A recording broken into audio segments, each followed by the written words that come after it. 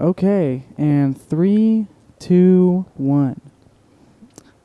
Frankie's back. I am back. Frankie's back. It's been forever. Very nostalgic. Yeah. And his girlfriend Karla is also here. Yeah. If you can see her. Sitting in the corner as usual. Yeah. But yeah, so you guys watched did you guys watch it together? Oppenheimer? Yeah. One of my coworkers actually wanted to pay for everybody to go because he was like, I want to see fucking Oppenheimer so bad, dude.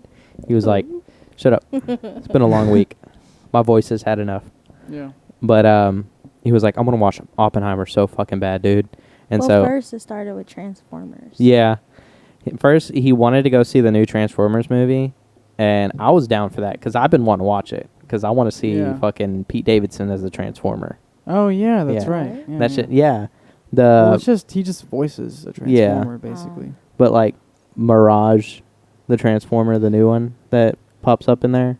He actually they've shown Mirage before, like in the past. Oh, okay, but it wasn't Pete Davidson. Yeah, it wasn't it wasn't the same Transformer. But crazily enough, they've actually already shown Mirage. Just not a lot of people knew it was Mirage. Okay.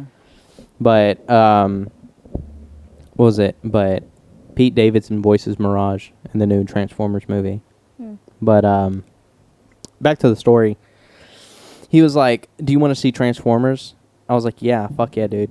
He was like, "Okay, let me see if I can find any showings." And I was like, "Okay, bet."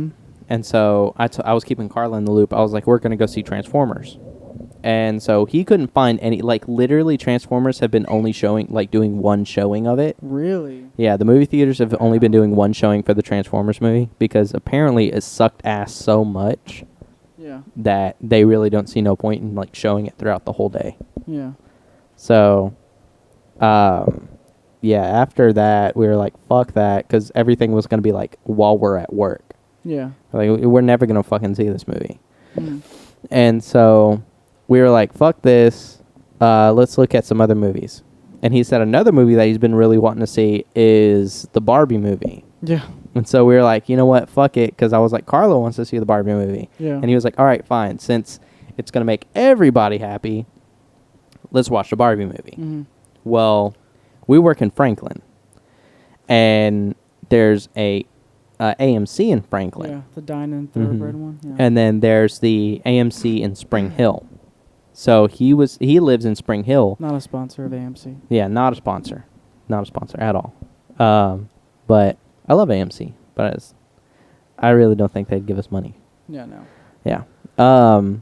But essentially, he was looking for tickets for Barbie at the Franklin, and it would have started at like 6 o'clock. So that means we would have had to fucking book it because we didn't get off until 6 o'clock. Oh, okay. Like we didn't close until 6. But then there was the Barbie movie that starts at 6 in Franklin, or there was a Barbie movie that started at like 6:30, but it was all the way in Spring Hill, closer to where he lives, but it's like an hour drive for us to go back home. Yeah. And so he was like, let's just meet in the middle. He was like, I want to do the Franklin location. He's like, so that way it's like a 30-minute drive for both me and you. And I was like, okay. So finally, we're looking, and he's like, dude, there's a showing for 6:30 for Oppenheimer at the Franklin AMC. Yeah. He was like, we can definitely fucking make that. I was like, okay, let me convince Karla. And so my convincing was, hey, we're going to go see Oppenheimer. And literally what's funny is because right before he texted me and my coworkers, we were talking about movies, and they had brought up Oppenheimer, and that it was, they were talking about it, how it was a true story and all of that. Yeah. I had never heard of it. And you've heard of like Hiroshima and Nagasaki, right? No. You never heard about Pearl Harbor and the atomic bomb? Is that what it is? Yeah. The Pearl Harbor one? Pearl Harbor happened, and then the response was bombing Hiroshima and Nagasaki. Okay. Well, I'm not really a big fan of history. Okay. So, like, whenever she brought up Oppenheimer, I was like, that's weird, whatever.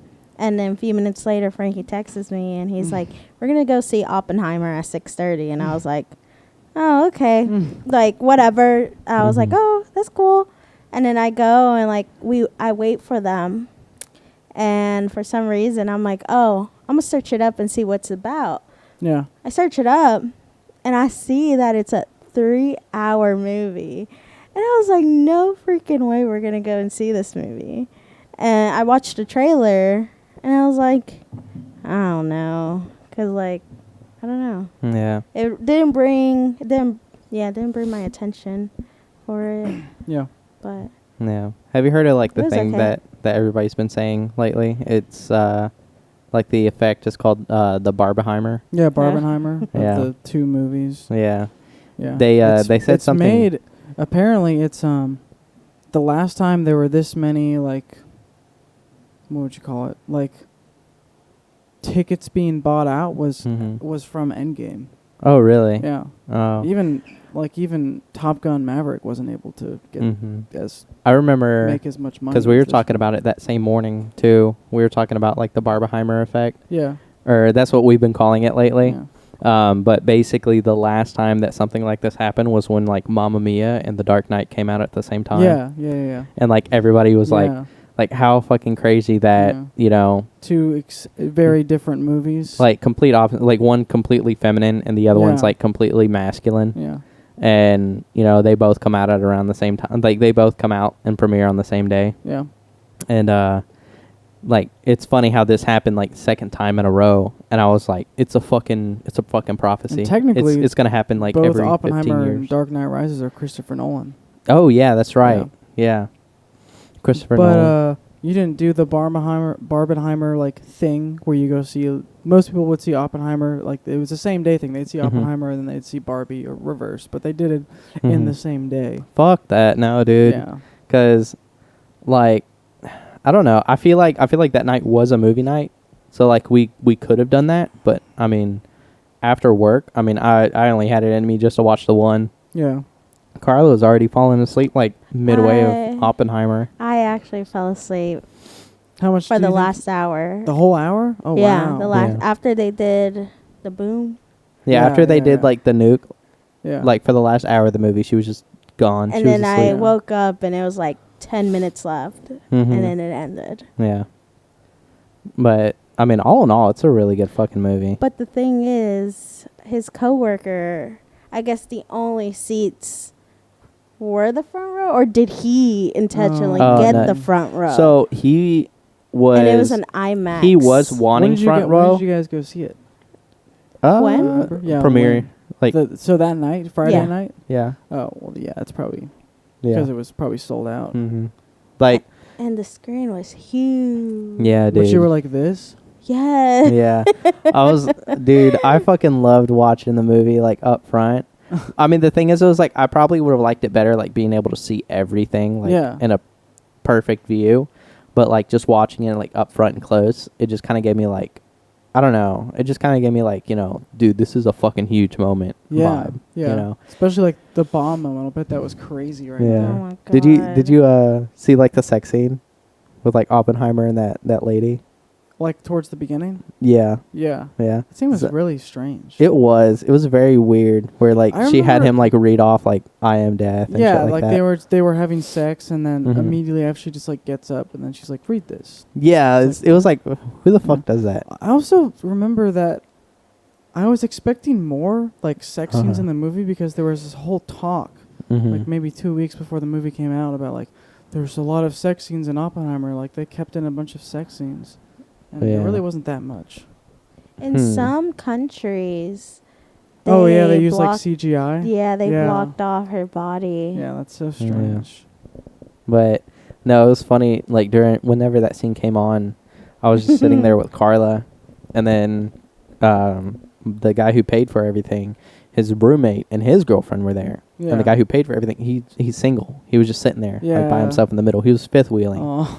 But I'm sitting there with Karla, and you know I look over at the other dude, like his roommate, Yeah. and he looks at me, and then we both look at him in the Uh. middle, and he's just like. like watching the tits like just bounce up and down on the screen. Yeah. He was like, yeah, because at the very bottom too. and then we both look at him, and he looks at both of us, and dude, we are fucking dying on the front row, like we were just fucking dying. And we talked about it later because we went to Drake's. It's like a was it a dive bar? Is that what he said it was? I don't know. No, it's not a dive bar. It's like I don't know. It's like a little bar restaurant, but it's like open in the front. It's crazy. I like how they have it set up, but like the front is like completely open. You can just walk in, or you can walk through the doors, which the doors are practically useless though. Okay. But afterwards, we walked in there, and Karla goes to use the bathroom, and he goes, "So, what about the tits?" And we all start dying. The single guy said this? Yeah, the After single movie? guy. Yeah, after the movie. Because we were talking about it like for the first like 15 minutes that we were sitting there at the table, and then he goes like, "But how about the fucking tits though?" And his roommate's just like, "I don't know." He was like, "You know, they were pretty nice." You know, he's like, "But I don't know, they're just not my taste." Yeah. Well, keep in mind the roommate's girlfriend's like sitting right there. Yeah. You know, and I'm just like, since Karla's gone, Yeah. I was like, dude, her fucking nipples were too huge for my liking. Nipples were really big. They were like the Yeah. fucking. Also, anyone listening / watching, Mhm. we're gonna give some spoilers. So Oh if you yeah, don't want to hear it, just skip through. yeah. But one thing I thought that was really interesting is specifically about the sex Mm-hmm. was that it was only with the Oh yeah, it the doesn't. girl named Jean, which is not his wife. Yeah. There was no sex scenes with his wife. I think there was maybe some kisses, like. Well, I that mean, was it's it. because Which I thought that was interesting. you could honestly kind of see like the genuine love that he had for Jean, Yeah. instead of his wife, Yeah. and I think that's why. Because like you know, whenever Like it just says something about him that Yeah. that was that that it his was wife more was always a important. secondary option yeah. than Jean. I don't know about secondary because he did end up marrying like this girl, even though Yeah. in a lot of aspects she was a pretty cruel person. His wife. Oh Yeah. yeah. Kitty. The only thing that I didn't like about her though is that how she put off like the kid. Like she didn't want the kid. Well, Yeah. I mean, like Yeah, at yeah. first I think she did, Yeah. and then like once they had the baby, she was just like, "Fuck Yeah. this! Yeah. Like I fuck think this she was baby." going through like She what's was it called? Post-mortem? Yeah, something like that. Depression. Postpartum depression, I think. Yeah. Mhm. Yeah. It seemed like it. Yeah. What is that? What is It's postpartum? after you have a child, I think, and it's I don't Mhm. know. Let me look it up exactly because I would like Something to know. like that. It's 'Cause like I know- after you have a kid, you get basically depressed. I don't Yeah. know. Oh, I've heard some where like postpartum's like where you get like super obsessive It's over called the kid. It's called the baby blues. You feel sad within a few days. Says it only lasts for a week for a lot of people, but With her character, it seemed like a lot longer than a week. yeah. Well, she also had a heavy drinking problem. She did, Yeah. and the baby would not shut the fuck up, dude. Like every scene that they had the baby in, like I don't know what they did to make it cry. Like I Always feel slap bad. it. Yeah, I feel bad for the fucking baby, but like I don't know what they did, but that baby would not shut the fuck up. But they ended So up it's just giving like it away, right? It's just very like you get a lot of mood swings and anxiety, and I mean having trouble Mhm. sleeping, but that could also just be because there's a screaming baby and it's just hard to sleep. Yeah. But yeah, I guess it's a pretty extreme mood disorder Mhm. basically, and it's pretty common I think with a lot Yeah. of women who give birth. Dude, and I did not know like how big the fucking casting was for this movie. Oh yeah, it was huge. Yeah, a lot like of big names. yeah, dude. Like at first, I was just like, because like at first I knew it was gonna be the dude from what's it? What's the show called? The Drake and Josh. no, the one with like the British gangsters and shit. Cillian Murphy. Oh, no. you're talking about the show? Yeah, no, the main Peaky actor. Blinders? Yeah, Peaky Blinders. Yeah. I knew it was gonna have the guy from Peaky Blinders, but besides that, I didn't know who else was gonna be in the movie. Yeah. And so, like, from then on, like, I was just like, okay, well, that's, like, going to be their main headline guy. Because, like, he's been all over fucking social media lately. Yeah. But then, like, that same day, before we went to go fucking watch it, that's when I found out, like, the whole fucking cast. And I was like, God damn, Yeah. dude. Like, fucking, was it RDJ? the dude who played as fucking Freddie Mercury. Yeah, I he had can't a remember. small role. He did. What's his name? Dude, I flipped my shit when I found out that fucking Rami Josh Malek. Peck. Yeah, Josh Peck was in it too. Cause like, you know, honestly, I Oh. don't I never really seen him as like Have a. you seen the Santa Claus, like Tim Allen, the Yeah. original? I knew I recognized this guy. It's the guy who played Mhm.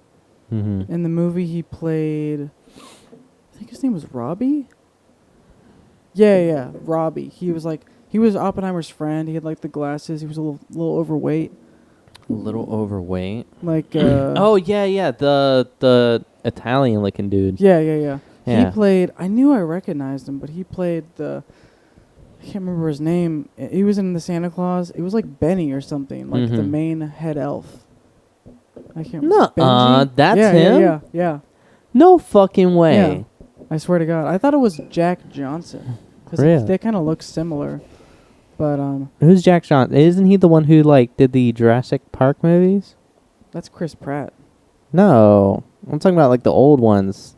The one who was in the Jurassic Park movie, the fat one, where he got eaten by the T-Rex. He went into like the. No. He died from the little No, fucking I'm thing thinking that of spit Jake. acid. Jake Johnson. The The coder. yeah, no, not him. Not him. It's this guy. I thought it was this guy. Cause they kind of look. Oh yeah, Yeah, I it's know not who you're him. talking. Yeah, That it's not guy is him, from the New Girl. Yeah, he's New in Girl. New Girl. He's in a lot of. He does a lot of comedies and stuff like that. Yeah. But yeah, I thought Robert. It really wasn't until the last hour that I was like, Robert Downey Jr. is really good in this movie because I heard stuff about his performance. I was like, it's fine, but you didn't really know how major his role was until really the last like hour of the movie.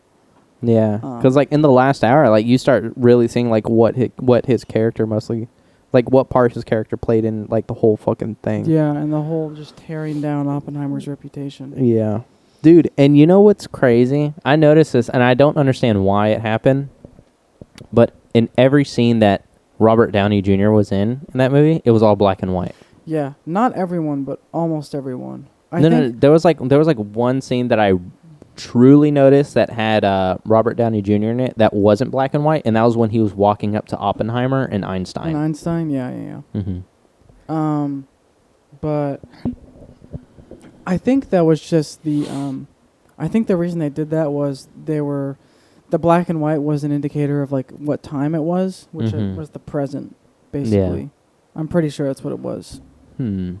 Yeah. Like Better Call Saul did the same thing. Yeah, because that was when because like even whenever he was like talking to the guys in the office, no, because that was in color. When he was talking to the guys in the office. RDJ? No, the Oppenheimer.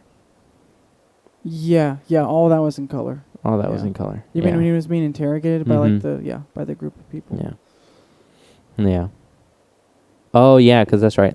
Everything. Yeah. Okay. Now I remember. Everything in black and white is in the present. Yeah. Because it starts off with him with RDJ talking in front of the council. Yeah. The council was like now what was happening. And then in color. I actually just started reading the book yesterday because I'm gonna go watch it again. And I'm reading the book that the movie was based on, American Prometheus, which is just it's about his life basically. Yeah. And dude, that's a really cool fucking title. I feel like they should have. Yeah, I feel like they should have like used that as like the title. Yeah, for the movie. I mean, it is a cool name, but Oppenheimer is more suiting because it's just about. It's about him. Yeah, it's really just about him. Yeah, but I mean, it had to do with the quote at the beginning of the movie about like Prometheus stealing or granting the knowledge of fire to like humans, and then they had to they killed him for that. They like cut his head off, I think. Yeah. And then was it? I know what was I gonna say? I don't know. I know like towards the end of it, like it sent out like the hugest fucking message about like how, and I know a lot of people have been talking about it, how like this movie is basically supposed to be giving light to like how even though like we didn't use nukes in the past, they're not gone. like we still have them. Yeah, They're- we still have them. like these are still functioning like weapons that we have and carry, and it's not just secluded to us. Like, you know, other countries have them as Yeah. well. You know, a lot of countries have them. and like the devastating effects of just like 2 that we've already seen so far. I mean, just imagine like millions of more. yeah, You know, going off. You know, and like we test fire them. You know, we test them out. We use them as like a show of dominance towards like other countries. yeah, And it's like, when is it going to stop? Because at that point, like, you know, it's eventually going to get to a point to where like we're going to actually start using them, and then like everything's and, going to be like, gone. wars and stuff. Yeah, and Yeah, everything's that's going to the be worry. gone. You know, Which, I mean, yeah, there's the whole a big piece of his Oppenheimer's hope for whenever he's creating the bomb was like, Mhm. and people told him this, like, this could end the war. Like, yeah. But that's the thing. His biggest hope was like to scare people. yeah, not with it. even just end the war, just end all wars. Like, Mhm. there will be no other wars after this And it didn't work. destructive device is being created. Yeah. Yeah, I mean, really, the most recent war we've had since then is like, I mean, it's hard to tell. I guess this war that with Russia and Ukraine is like, Mhm. But it's there like haven't really been that many. they've wars. never really been in like, we haven't really been in like actual wars at that point. You know, Yeah. it's mostly been like us like going out helping other countries Yeah, fight yeah, their yeah. wars, or like, you know, Yeah. going out and And just we were like in Iraq and Afghanistan, but that wasn't a Mhm. war between the two of us. Yeah. That was really like we're trying to save. Yeah, we're trying to Yeah. help out this country. yeah, Or It- that was what we were told. yeah. It was like air quote save Yeah. the country. But I mean at that point, like, it's just, you know, it hasn't ended all wars, but it also hasn't begun any new ones Yeah. so far. I thought Cillian Murphy was really, really excellent with his portrayal of Oppenheimer. Mm-hmm. Yeah. Like, I think he could have been a little more, I think he was a little too normal.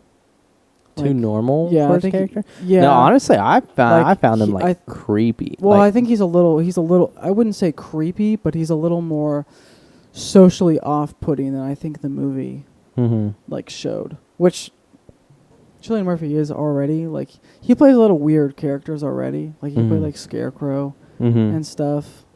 But yeah, I think he could have been a little more off. I think it would have been a little more accurate if he was more off-putting. Yeah. But I thought the movie was really, really good. I mean, like, but honestly, I feel like compared to like a lot of the other actors, like their personalities and how they were socially with each other, I mean, like it kind of balanced it out, Yeah. you know, because everybody Yeah. else was like very talkative with each other. They were very concerned Mhm. about emotions and everything like that. He just put all that shit to the side Yeah. and like literally just focused on the science, making sure everything's down to a T, making sure everything's, you know, going correctly how it is.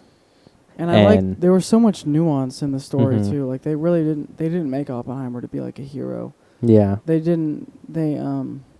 He was just somebody who was given a job and he yeah, did it. like he had a lot of know. problems. Like, he was clearly a womanizer, Mm-hmm. and I mean, in my opinion, there's not many positives to that Mm-hmm. to the word. But he was like, he was cheating on his wife, and he was Yeah. like, But like the thing is, just at that time, like morality wasn't how it is now, and so like Yeah, at that that time, wasn't- that's that why he was wasn't as labeled as like bad. the golden boy. yeah, You know, because Yeah. like even if he did cheat on his wife, even if he was like a manipulator, womanizer, and he everything, was like a that. very flirty guy. He got a lot of women. Like, even I've Mhm. only read like, well, I'm listening to the audiobook and I'm like 6 hours in, I guess, Mhm. almost, and I've already heard so many different women's names that just like he was. There were a lot of women that were just very drawn to him and very Mhm. attracted to him, Yeah. which I'm sure it's probably because he was a genius in a lot of ways. Yeah, one part that we really laughed at the most though is like whenever he shows up like to the hotel room and they have sex, and he's just fucking sitting there butt ass naked. Yeah, cross-legged. Yeah, cross-legged, Yeah. and dude, we were just fucking dying because like it was just so unexpected. Because like he was like, because they were having sex at like one moment, Yeah. and then like the next scene, like it's just him sitting there like butt ass naked, Yeah. like smoking a cigarette, talking to her, and we were all just fucking dying because we were like, dude, what if like, you know, because we were like, what if like you just like glance just hard enough and like you just see like his nut See sack, his- yeah, his just nutsack. dangling down from in Yeah. between his legs. Yeah. I remember people used to say about him that you would always see him with like a cigarette in his hand. Like he was always smoking cigarettes, which he ended up dying from, I think, a type of cancer. I think. I can't remember actually. But, yeah. That's one thing that I've... Yeah, laryngeal cancer, which is throat cancer. Yeah. Yeah. And he was only like 63 years old. Yeah. Which is fairly young. Yeah, that's one thing that I've honestly become like immune to is like cancer? No, cigarettes. Like I've been so like I wouldn't say immune, but like what's the word where like it's just been presented in front of you. Huh? Use. Well, I mean, yeah, but I mean, at this point, I'm like used to cigarettes because everybody is like smoking a cigarette there. Yeah, you know, like in the movie. No, at work. Oh, you know? Yeah. Like at work, everybody's like every day after work, like they'll just go out back and they'll smoke a cigarette. You know, and like that's the you don't smoke any cigarettes. I do not smoke cigarettes. Yeah, no. But they've offered before, and I'm like, fuck no. Yeah, I won't smoke a cigarette. But that's just because I mean, I already grew up, you know, around cigarettes so much. I just kind of feel like it's not really. You know, it's not really necessary for me. Yeah. Like, because I've seen how much of a necessity it can become to somebody. Yeah. You know? Very addictive. It is very addictive. Yeah. And, I mean, they even, like, even people who don't smoke cigarettes there, they still do, like, the vape pens. Mm. You know? They'll still hit, like, the nicotine, the Juuls, or whatever the fuck you call them now. I don't know. But they'll just fucking go into the break room and they'll take like the biggest. But you never have any like urges, like, is what you're saying. Like no. That's what you're saying, like immune. Yeah. Yeah. Like they've asked me before, you know, and every new person that we get, I've always noticed like they're always like younger and younger and younger, and they're always asking me, they're like, "You want to take a hit?" I'm like, "Fuck no." Mm-hmm. The only time like I've ever actually considered it is if it's like, you know, a couple of kids like who have like a dab pen. Yeah. Which that's not the same thing. Yeah, it's not. It's weed. Yeah, but there have been.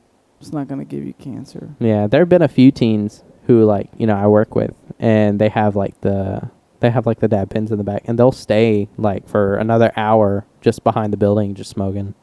And I'm like, what the fuck are you guys doing? They're like, oh dude, we're about to head home. Yeah. We're just hanging out for a little bit. Yeah. I'm like, get the fuck out of here. Yeah. But it's always so funny because like it's funny now because now they listen to me. Yeah, because like you're the assistant manager. Yeah. But it's because like I guess I don't know.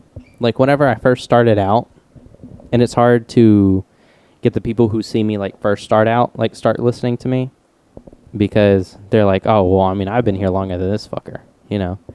And so, like, every time I say something like, you know, I'm just like, hey, can you do this for me, please? You know? Or, like, can you put your safety glasses on or some shit? Yeah. You know? They don't fucking listen. But then, like, I ask the new guys, and they're like, oh, yes, sir. Yes, sir. Yeah. And they, like, put their shit on. And I'm like, nice. Thanks. You know? But, I don't know, that's kind of been a struggle lately that I've been dealing with at work. Trying to get them to listen to you? Yeah, trying to get... It's not that I, like, demand them listening to me, but it's just, like, I'm trying to help you out because if I get in trouble, then that's you getting in trouble also. Yeah. You know? Because then they're going to yell at me to come and talk to you. Yeah. And whenever I talk to you, you don't listen. Right? So and then you have a problem with them being able to see you as like the authority figure, like you're trying to work that out. Yeah. Still. And I mean, I worked it out with like one of the other guys who just recently got promoted.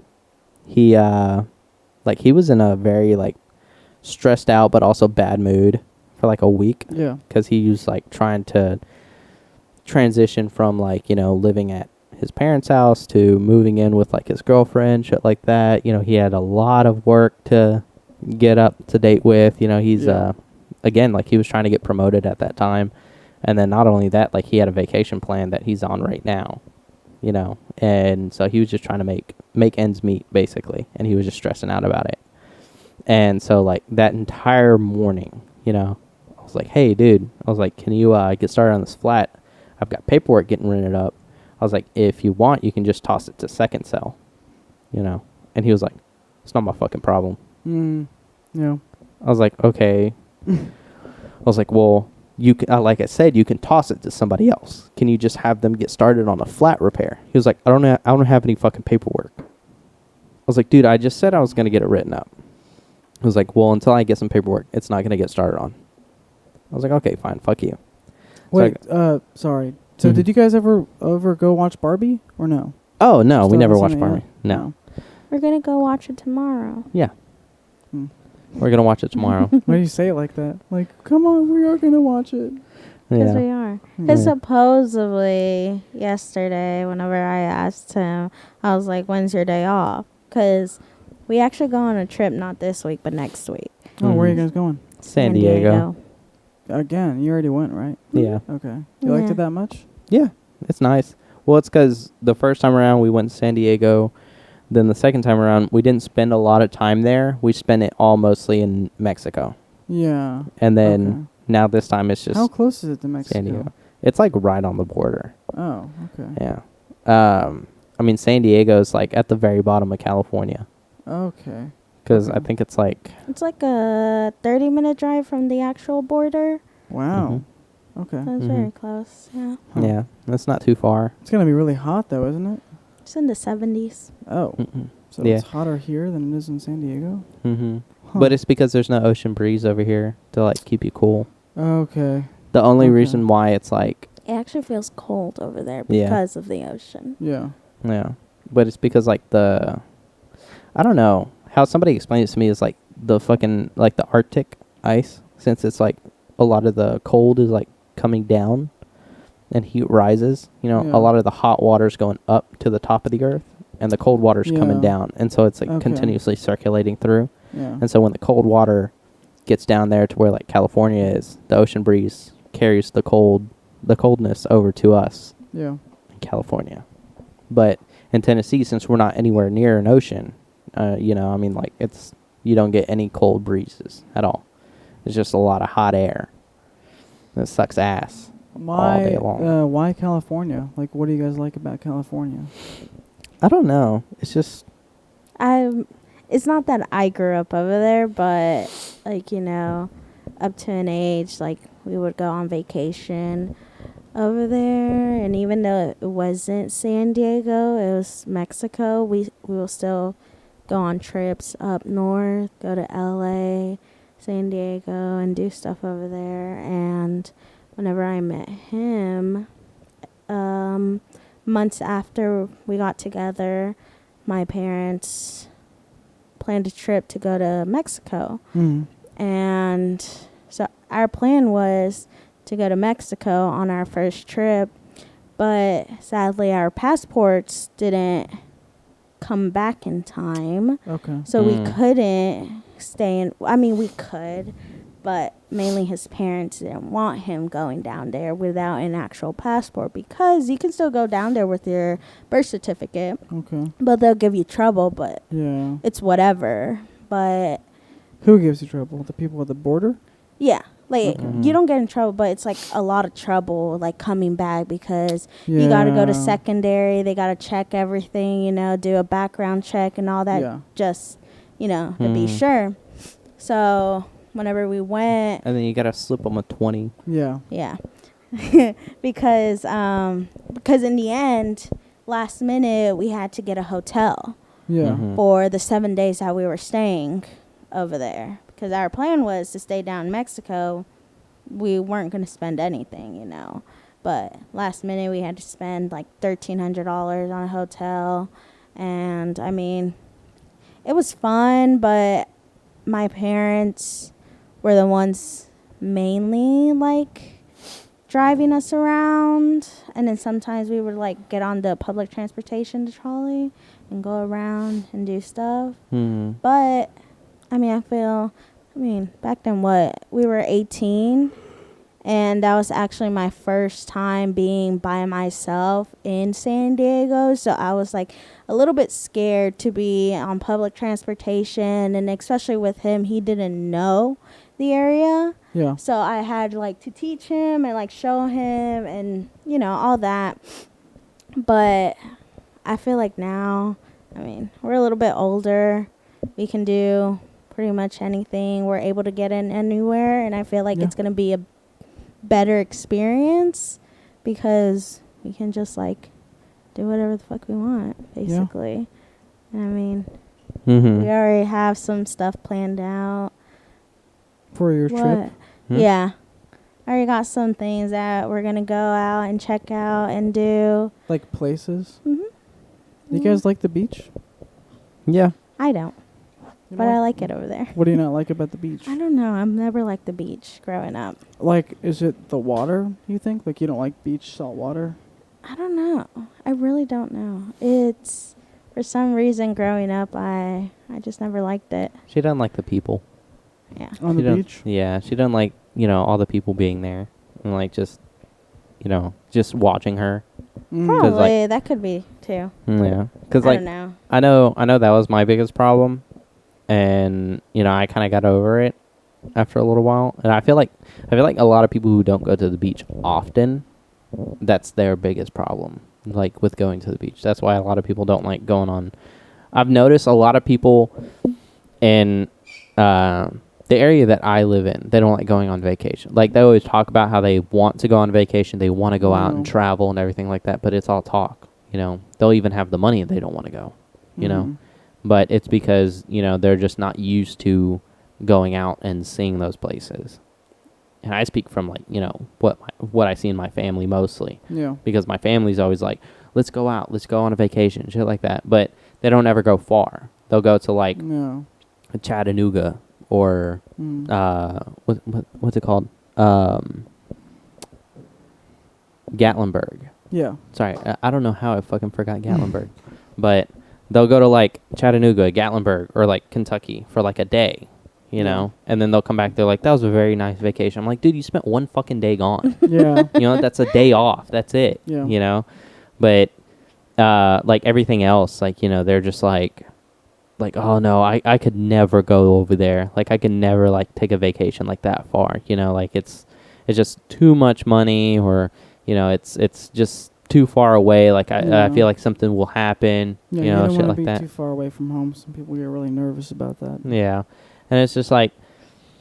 Were you nervous the first time? Oh well, I mean, like, yeah, I was mostly nervous about like taking the flight, like going on a plane. Last time you guys went to San Diego? Mm-hmm. The first time we went to San Diego. The second time I was like, all right, this you've I've already done twice. Before. Yeah. Okay. But the first time we went to San Diego, I was really nervous because of the fact that I've never been on a plane before. I've never been that far because, like, the farthest I have gone away was Florida. Okay. Like, that was the farthest place I've ever been. And I was gone for, like, 3 days. Like, 3 or 4 days. And, I mean, the thing is, I was like, with a Florida trip, it wasn't even like a flight over there. It was just driving. It was a 6-hour drive. We went to Destin, and then after like the 3 days, like, we just went back. You know, but like spending a whole week over there, especially like, you know, flying, you know, you are gonna get like the entirety of the week out. You know, instead of like driving for like a whole day. Yeah.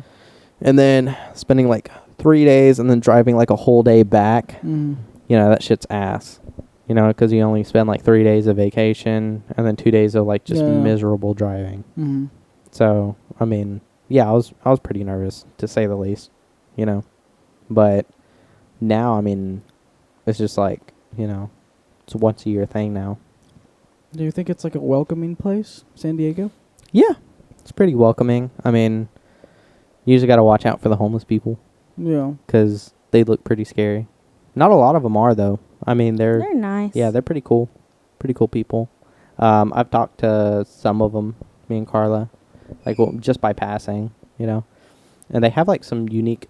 I swear to God, like, I hate people who use the word like, "Oh, dude, you're such a fucking NPC." You know, like, like whenever like you try to act like formal or like you're trying to talk to them like in a very serious way, they're like, "Oh, look at this dude, he's such a fucking NPC."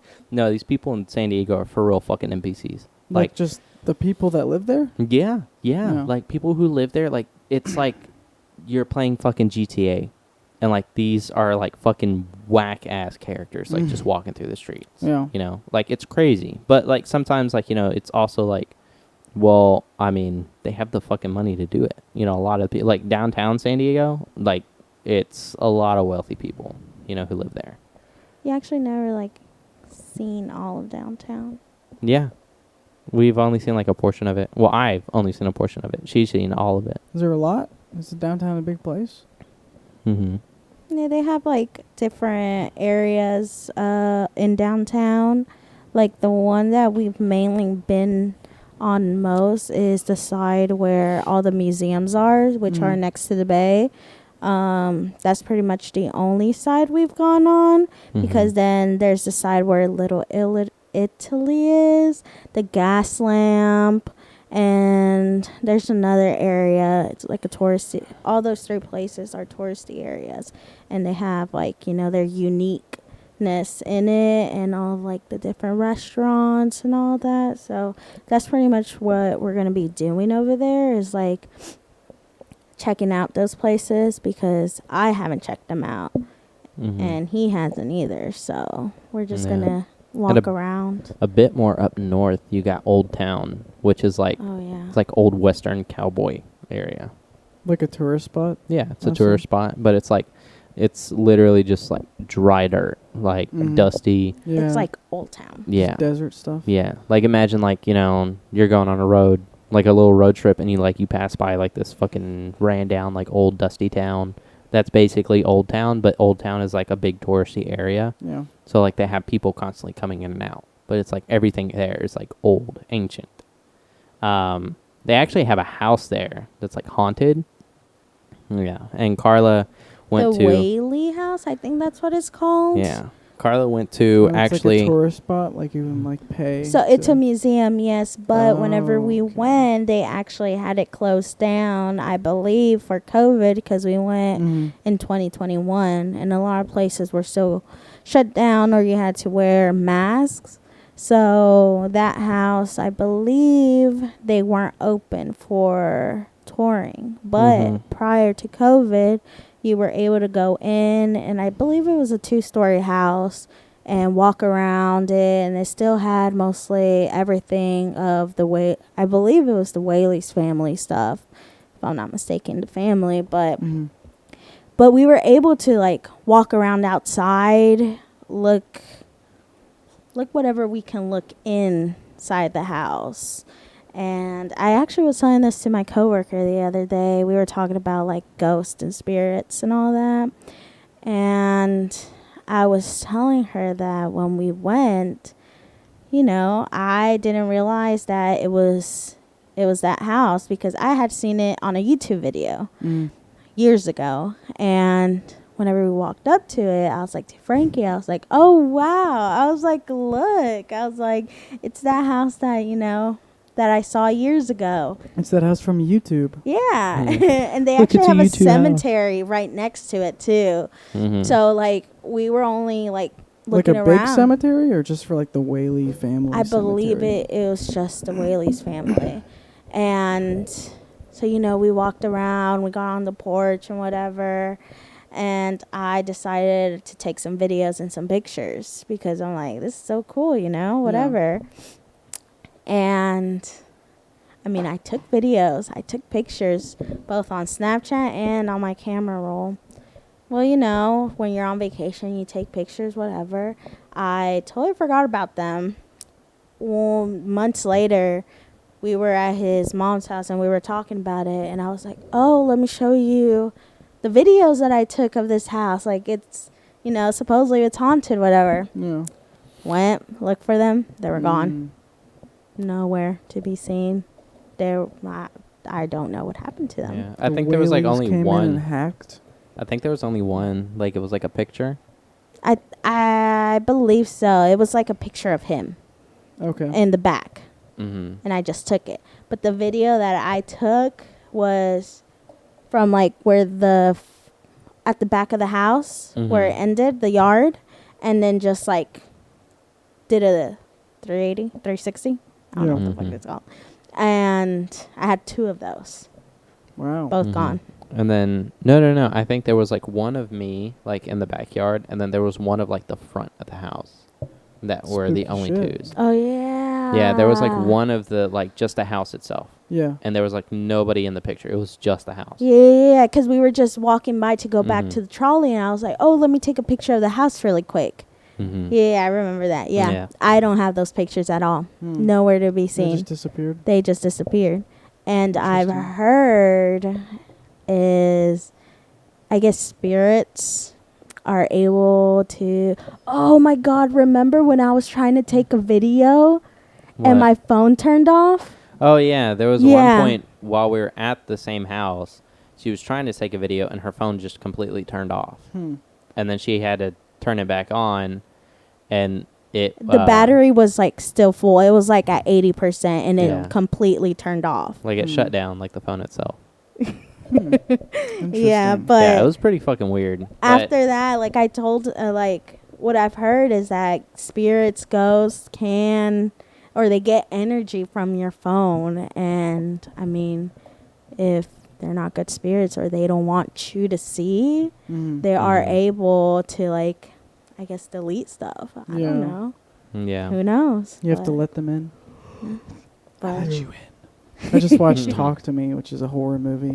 Carla wants to see it. Yeah. She's It been was talking really about it. good. Really, Which one Yes, it was is very that the one with the hand. With the hand. Oh yeah, I want to Yeah. see that but one. whenever they they hold the hand and they have to say Mhm. talk to me, and then something appears like you're holding like someone's hand, like Mm-hmm. a deceased, like a spirit's hand, and then you have to say I let you in, and then they come into you, and then Yeah. they get like the eyes. And then, I want to Mhm. see that movie that they showed, or like the It's the new Previews? Exorcist one. yeah the preview. yeah. Have you yeah. seen that one? I seen the trailer. Yeah, the Yeah. trailer. Yeah, it's like a sequel to the original. I guess. Yeah, I want to see it, Looks but pretty scary. I was so scared. I was scared because we were in front row, and then like, ooh, Yeah, It was so all scary. the creepy shit was happening like right there in front of Yeah. her, and she just like it was. She does this thing like every time she gets scared, she'll just like hold on to me, but it, like at first you're like, oh, that's kind of sweet, but then she'll just fucking dig her nails like Yeah. into my arm. And so like she did that during the Exorcist trailer. She did that when they dropped the fucking nuke in the movie. Yeah. And then she did that like while she did that while Oppenheimer was like doing his fucking like when everything went white Yeah. and was just waiting Yeah. for like the fucking boom. Yeah. Yeah, she was doing that the whole time, and then when it actually boomed, she did it like even harder. Yeah. Yeah. It So you sucks. guys are about to get engaged, right? No, No. not yet. Oh, but you have plans to get engaged. Yeah, at some point in the future. Okay. We've been looking at rings here Yeah. and there. Would you guys? Are you guys considering having your wedding in like San Diego?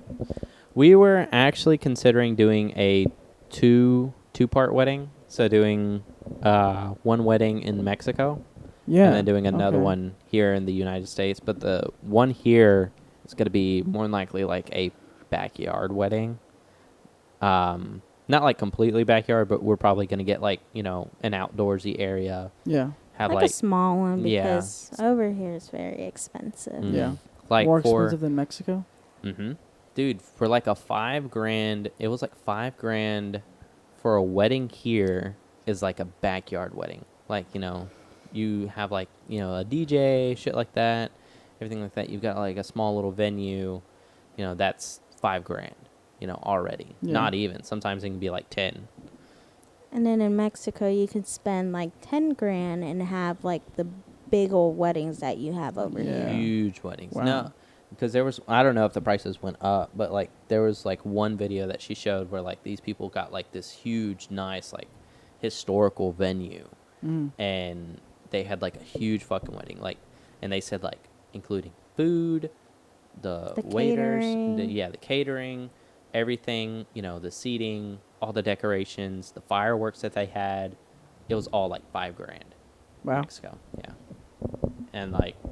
But Dude. theoretically, you could have a really cheap wedding, like if you Yeah. rented Mhm. out like a pavilion, at, like a park or something, and then Yeah. If you budget, yeah. yeah. Yeah. You can. And a lot of the like catering stuff, Mhm. Like, you don't have to go through a business. You could just have some of your friends cook or something. Yeah. And then, Mhm. I don't know. The Mike's, what's the word? He's, he has, like, a license. Like a marriage. Like, he can marry people. I forgot what it's Mike? called. Yeah. At work. Nuh-uh. Yeah. He just got online, you know. That's Yeah. what the He can fuck? legally marry people. That'd be so funny to have Mike. That's funny. It'd be fun. Yeah. But you're not going to have it like a church? Because you guys you're she Catholic, does- right? Yeah. Yeah. So she does want to do a church wedding, but she wants to do it at the same church that her parents. Which Got would married? be in Oh. Mexico. Oh, okay. Yeah. Okay. But, I mean, That's in the Catholic Church, Mhm. you have to have your sacraments. Is that what it's called? So you gotta be baptized, Yeah. your first communion, and your confirmation Yeah. to actually get married. In the Catholic Church. Which In I'm the pretty Catholic sure I Church. have all three. No, Yeah. you don't. How do you know? You don't have your confirmation. How So do you he know that? doesn't have his I don't confirmation. even remember what confirmation is. I really don't know either. Isn't that when you're like 13 or something? That I think I think so. it's when you're older. 'Cause Yeah, you it's can get when you're baptized older, as, yeah. like a child. And that Yeah, counts. it's the baptism, your first communion when you're like young, and then the confirmations after you're 13, I believe. Mhm. And I don't think he has it Mhm. because you only have pictures of your baptism that you had to do before your first communion. Mhm. But And then I have and then I was given, or I did my first communion, and and you got baptized too. I did both, but And you have to have all these just if you're getting married in the church? yeah, to get Oh, married wow. by the church. Okay. But yeah. You gotta have all your, well, not all of them, but Mhm. you gotta have those three prior to you getting married. Mm-hmm. I really don't know how to explain it in English, but that's how it's supposed to go. Same thing if you want to be godparents through the church. Let's say me and him wanted to be godparents for Mhm. somebody else's baby. Well, we can't because we're not legally married. So one of us can only be A the godparent Yeah. Mhm. Okay. through the church. Same thing, I guess. Getting married, you have to have your sacraments Mm. before you get married through the church.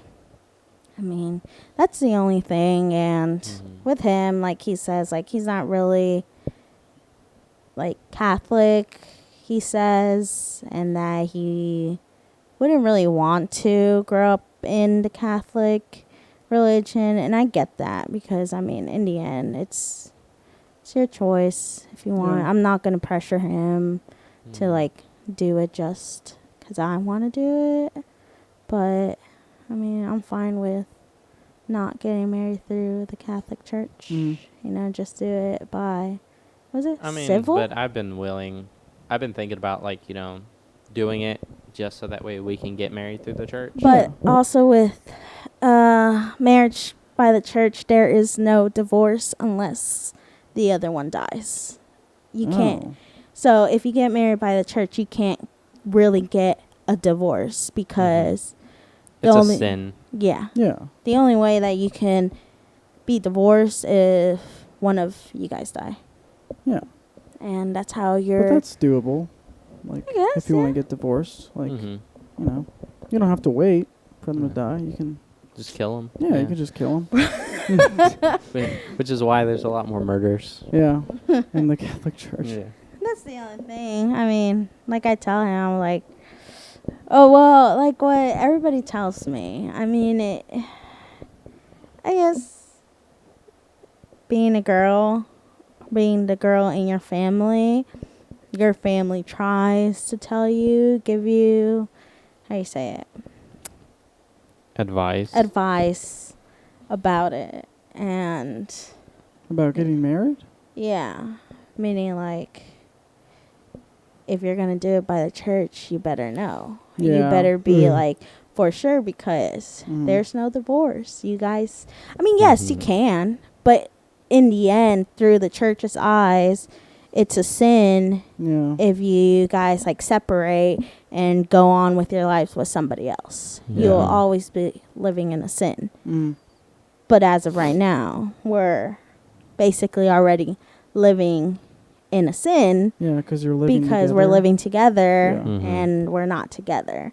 And I think like with my family, it wasn't hard for them to understand that, because growing up everybody's like, oh, you can't live, with your significant other unless you're married, or you got to Mhm. get married first before this and that.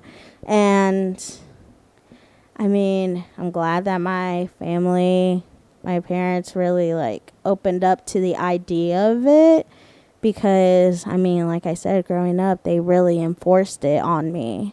Yeah. And after I met him and all that, they were like, hey, like, we live in a different country. It's not the same country that we both grew up in, and we got to understand it's a different generation. Yeah. And Different culture. everything is different over here. And I mean, they've accepted it and they're fine with it. And my mom was like, and if you don't get married, she's like, that's fine too at this point, because it's not the same like Yeah. over there Mhm. What in like po- hundreds What of years. what point do you think you guys both knew that you guys wanted to get married?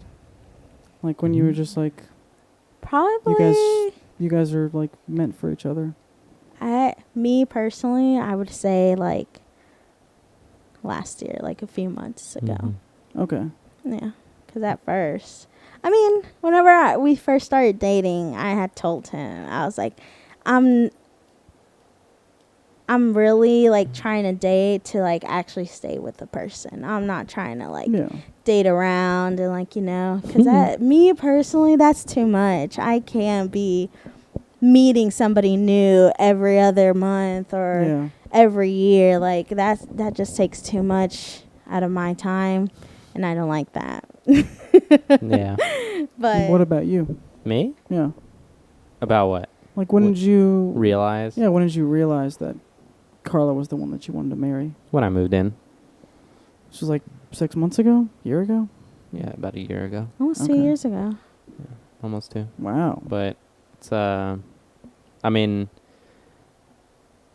whenever I ask, because, like, I've been told no plenty of times before when it comes to, like, hey, I've been kicked out. I need someplace to stay, shit like that. And, I've always been told, like, no, that's not going to fly. Like, you can spend the night, but no, that's not Yeah. going to fly. You can't stay here. And I'm like, all right, fine, whatever. And then eventually, like, I have to go back home and abide by the rules and shit like that, just so that way, I mean, I don't get fucking yelled at or Yeah. shit like that.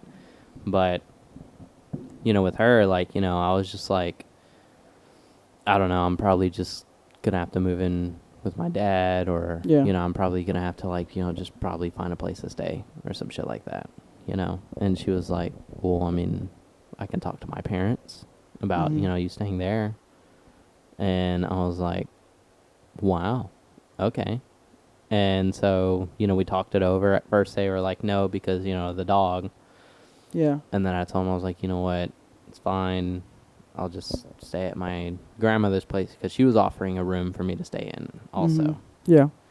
And I was going to stay there, but then they were like, hold on, like, we want you to stay here. We like you.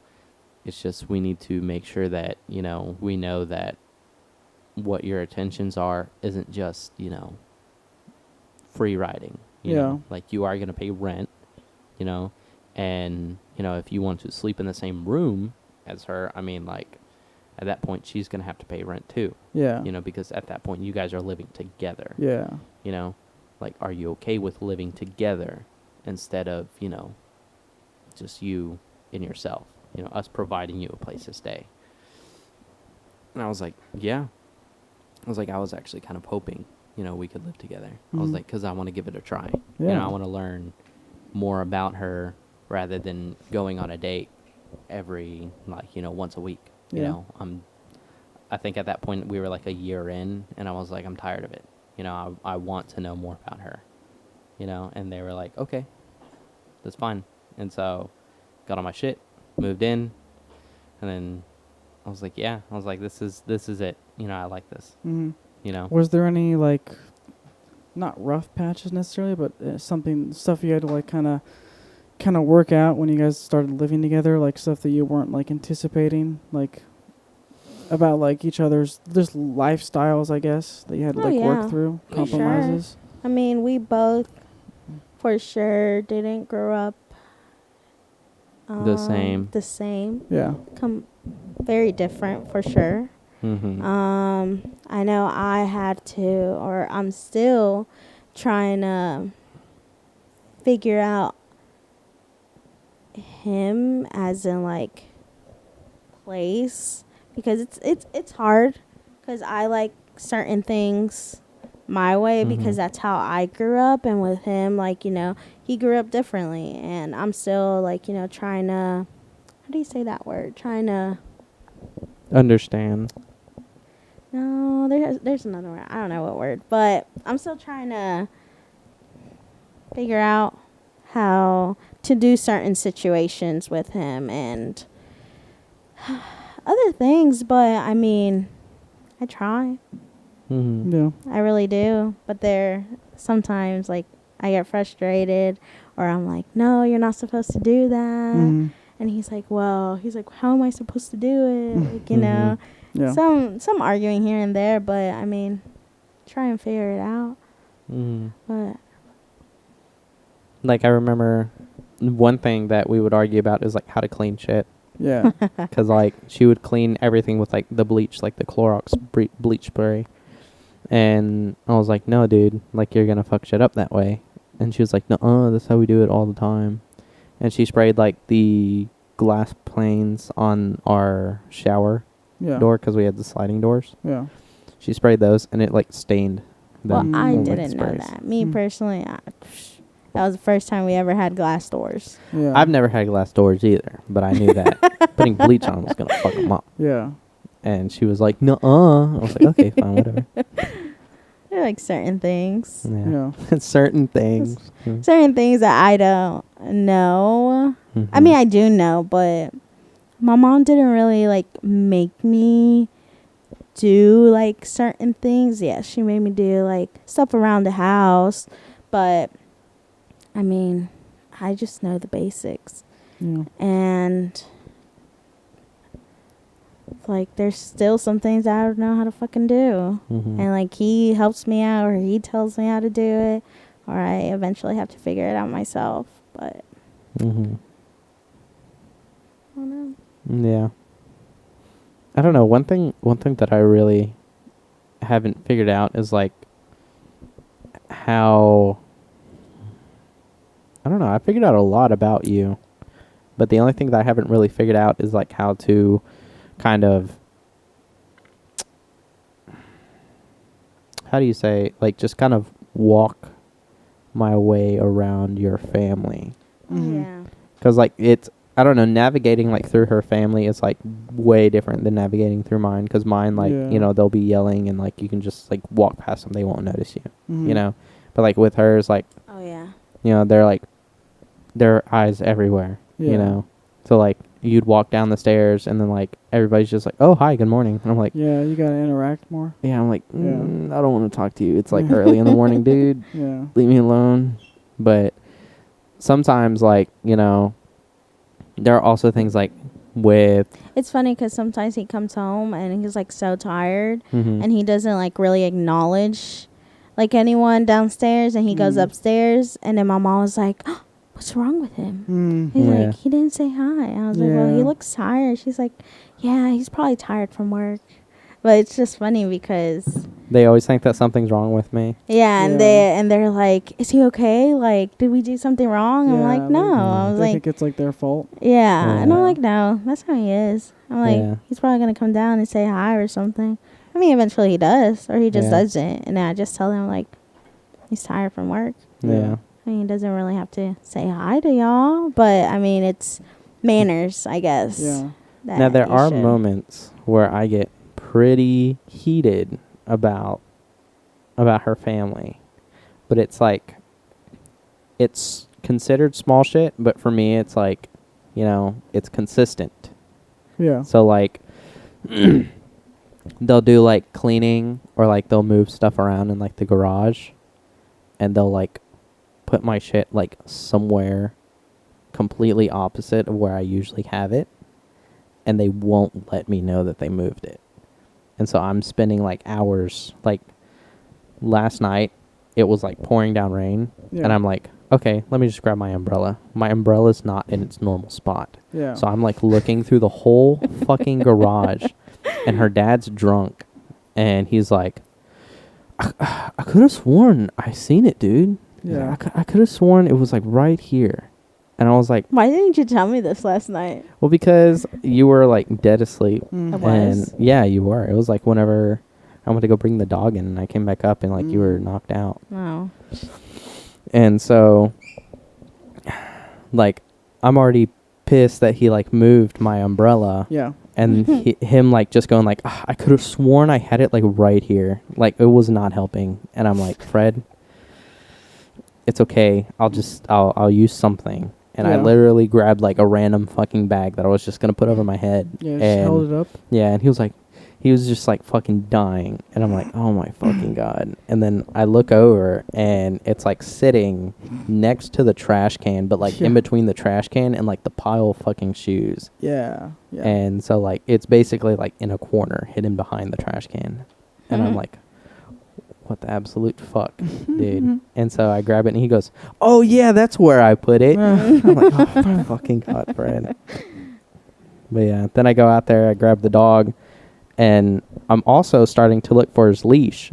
And he goes, I told you. I did not know where his leash, because you said I don't know where his leash is. Yeah, because yesterday morning whenever I took him out, I found it this morning, by the way. I had to carry Miles to his little area because he would not go with me. Wow. I literally had to carry his 65-pound Yeah. dog across the yard. Yeah. I was so pissed. But Yeah. I had left his leash outside with my Crocs because it was wet. Like the grass was wet. And I was going to go back inside. And my mom's really picky with stuff. Mm-hmm. Yeah. So I took off the shoes and the leash. I left it like in the backyard. But we had that party. And I guess they moved it. And like I didn't realize where they had put him before he went downstairs. I had told him, I was like, hey, like go bring in the dog. Oh, I don't know where his leash is at because last time I saw it was early in the morning. And when we were outside, it wasn't there no more. So I don't know where it's at. Yeah. And he was like, okay. I was like, just be careful, bring him in if you don't use his leash. Where was it? It was by the trash can that we have sitting outside. Where? But Excuse me. I'm like looking for his leash also with the umbrella. After I find the umbrella, he goes, Yeah. oh, and his leash, I want to say it's out front somewhere. Yeah. And I'm like, so you seen it and you just left it sitting out there. Yeah. And I mean, I didn't tell him that, but I was like, what the fuck? And so I'm like walking outside and I'm looking all over in the front yard and it's pouring down fucking rain. And it was like pouring pretty heavy. Was it? Yeah, it was pouring down pretty hard. And the umbrella's like fucking flapping everywhere. It's like pouring down on me. Dude, I only have like sweats and a tank top on. And I'm wearing Karla's Crocs and the holes are getting like fucking water through them. So Yeah. my feet are getting black wet. Crocs? No, my black Crocs. Oh. Never mind. I thought I was wearing your yellow Crocs. But I was wearing my black Crocs. Okay. And so my feet are getting soaked. My fucking pants are getting soaked. My tank top's getting soaked. I'm just getting soaked in general. And I'm looking all over the front yard for this fucking leash. And I'm like, you know what? Fuck it. I can't find it. And I go to the backyard, not knowing that it was like right next to me because it's dark as fuck outside. Yeah. I just grab the dog and I walk him inside by holding his collar. Yeah. And, you know, he's just like in his own fucking world having fun because he's under the umbrella. Yeah. Meanwhile, I'm on the edge of the umbrella getting fucking poured on. Yeah. And once I get him inside, you know, I close the garage door, all that shit. And I go inside and Fred goes, what were you doing outside? Like you already forgot? Yeah. I was like, Yeah. I brought the dog in. He was like, oh, Miles was still outside? I was like, yes, dude. I was like, that's why he wasn't in the garage. He was like, Yeah. Oh, he was like, I didn't know. I'm like, okay. So I just go. So you guys are still gonna live in your parents' house when you get married, or no? I don't know. That's Is it That's more something that we've been thinking about. yeah. It's because so the main issue is that it's not an issue, but the main thing is I'm still in school. Yeah. If everything goes well, I should be out of school within 3 years. If not, I mean, I don't know how long, but that's the thing. I'm not working full time. Yeah. And I mean, he works full time. He Mhm. makes good enough money for both of us, you can say, but his bills are really high. Mm-hmm. He Mhm. has his car bill or his car note and his insurance note, which I was like, is his car note- insurance is the only one that's basically high, almost $400 a month, Wow. including just the his insurance. mm-hmm. Just my part. and his car note is $300. So there goes, $700. a good. Which in good car amount. notes, I mean, that's pretty not good. bad. Yeah, Yeah. it's not bad. But I I mean, pay in terms more. of insurance, like that's fucking horrible. Like I was Yeah. actually talking about insurance the other day, and you know how much Billy's insurance is with the Billy- fucking Scat Pack? What? Like 180 Huh. a month. I was like, how the fuck do you have $180 with a Scat Pack, which is like, you know, Is that a big car? yeah. Okay. It's the It's Dodge a sports Charger, car. Oh. but it has like the V8 engine, like the huge heavy Oh. ones. Yeah. And I mean, a lot of the Dodge Charger, especially the Scat Packs, are known for like street racing Yeah. and everything like that. So like insurance on those motherfuckers Should are be already really gonna be high. high. Yeah. Yeah. He only pays like 180 with Farm Bureau, which we're not sponsored by the way. Yeah. He only pays like $180. But has he gone in any accidents? No, Has he hasn't gotten no had. tickets? I asked. yeah. We were actually talking about it, and he goes, well, how I told the lady is I have no speeding tickets. I haven't been pulled over at all. You can't fucking prove it. Yeah. he said it just like that to her. He was like, and I've been driving since I've been 15. Yeah. He was like, I have nothing on my record. Wow. And they were like, okay, 185. And like, yeah, that's literally how much he pays in insurance for that Scat Pack. So it's more about money for you guys. Yes. Yeah. I mean, if I was telling him the other night, like a few weeks ago, like this summer I have been working full time because I'm still in school. I'm taking summer classes, but I'm doing them online. I'm not actually in person. So my paychecks were good enough for like myself to cover my stuff and have money left over along with his. We make a decent amount for us to actually be able to like move out if we didn't have our car notes, Yeah. because our Okay. car notes together is almost Which in all 900? honesty, like, almost in all honesty, like if with how much we make, if we saved up and, you know, we saved up for the same amount of time that she would be in school, I mean, we'd already have them paid off, Yeah. you know? oh yeah, for sure. And then, Yeah. you know, once we get those paid off, like we'd be definitely making enough for us to like move out, have a pretty good either apartment or have a townhouse or a home. like what's really you know. like keeping us is like money, Mm-hmm. especially our cars. Mhm. I believe we both still have 5 years left to pay Mhm. off our cars, and then me being in school, I'm not making enough. So that's what's really keeping us from actually moving out is basically me being in school Mm-hmm. for sure. Do you Because think you'll stay close by even whenever you do move out to your parents? me personally, I don't want to. She wants to move I to want- Franklin. I want to move like okay. in the not Nolensville, Franklin area. It just all depends because Yeah. I really like that area. It's really nice. It is. It's very like homey. Like Yeah. it's Even not. in Spring Hill, Columbia. I mean, That's but when Columbia. I don't know. Like how you would imagine Columbia is like. So like Nolensville is like the nicer part. like Yeah. Antioch. Yeah. Yeah. Columbia's Antioch, where Nolensville is Spring Hill. Spring Hill's Okay. like where a lot more of the richer people are. Yeah. Colombia is like where you end up finding like, you know, junkies. Like you still have like a lot of rich people, but like there are like There's junkies some who live parts. there. Like if you go down to like Mhm. downtown Columbia, you can see it's a very old. It's an old town. It's an old town. Yes, they're very historic. Okay. Historic buildings. It's very crowded for sure, as in like strip.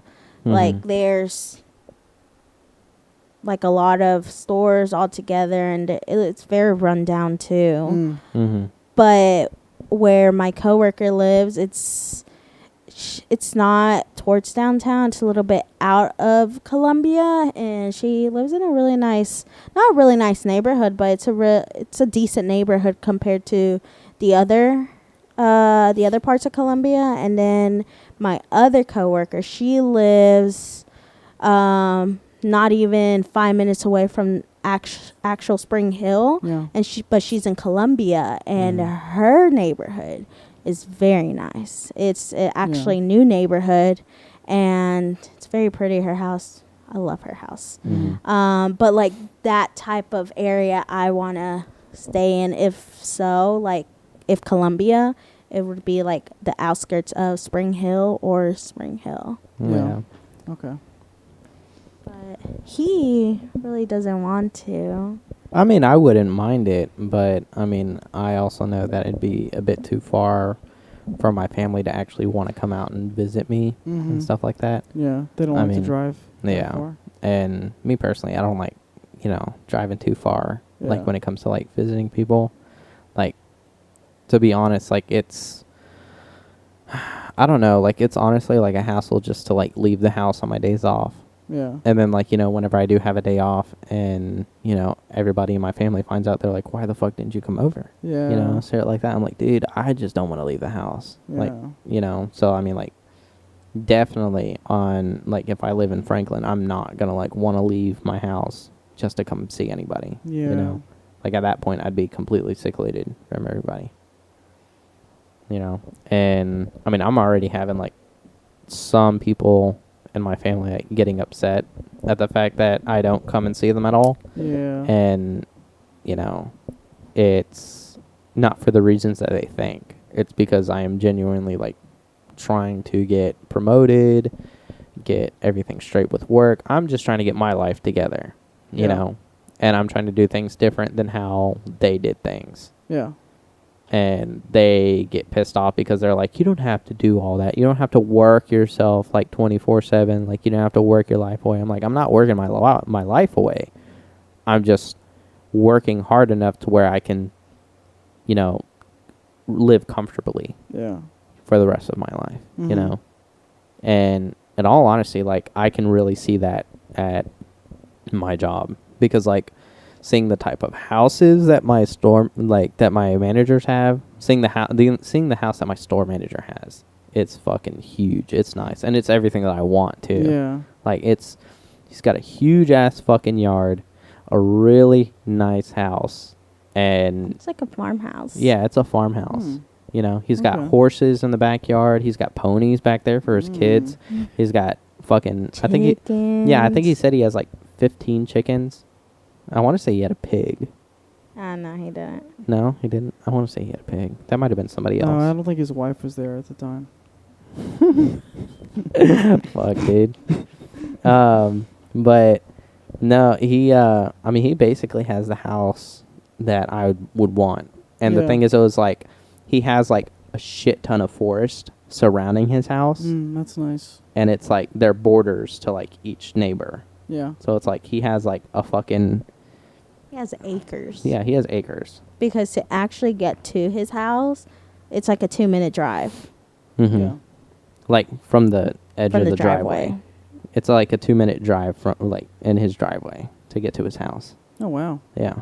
that's cool. Yeah, he has That a is shit ton of. lot of land. Mm-hmm.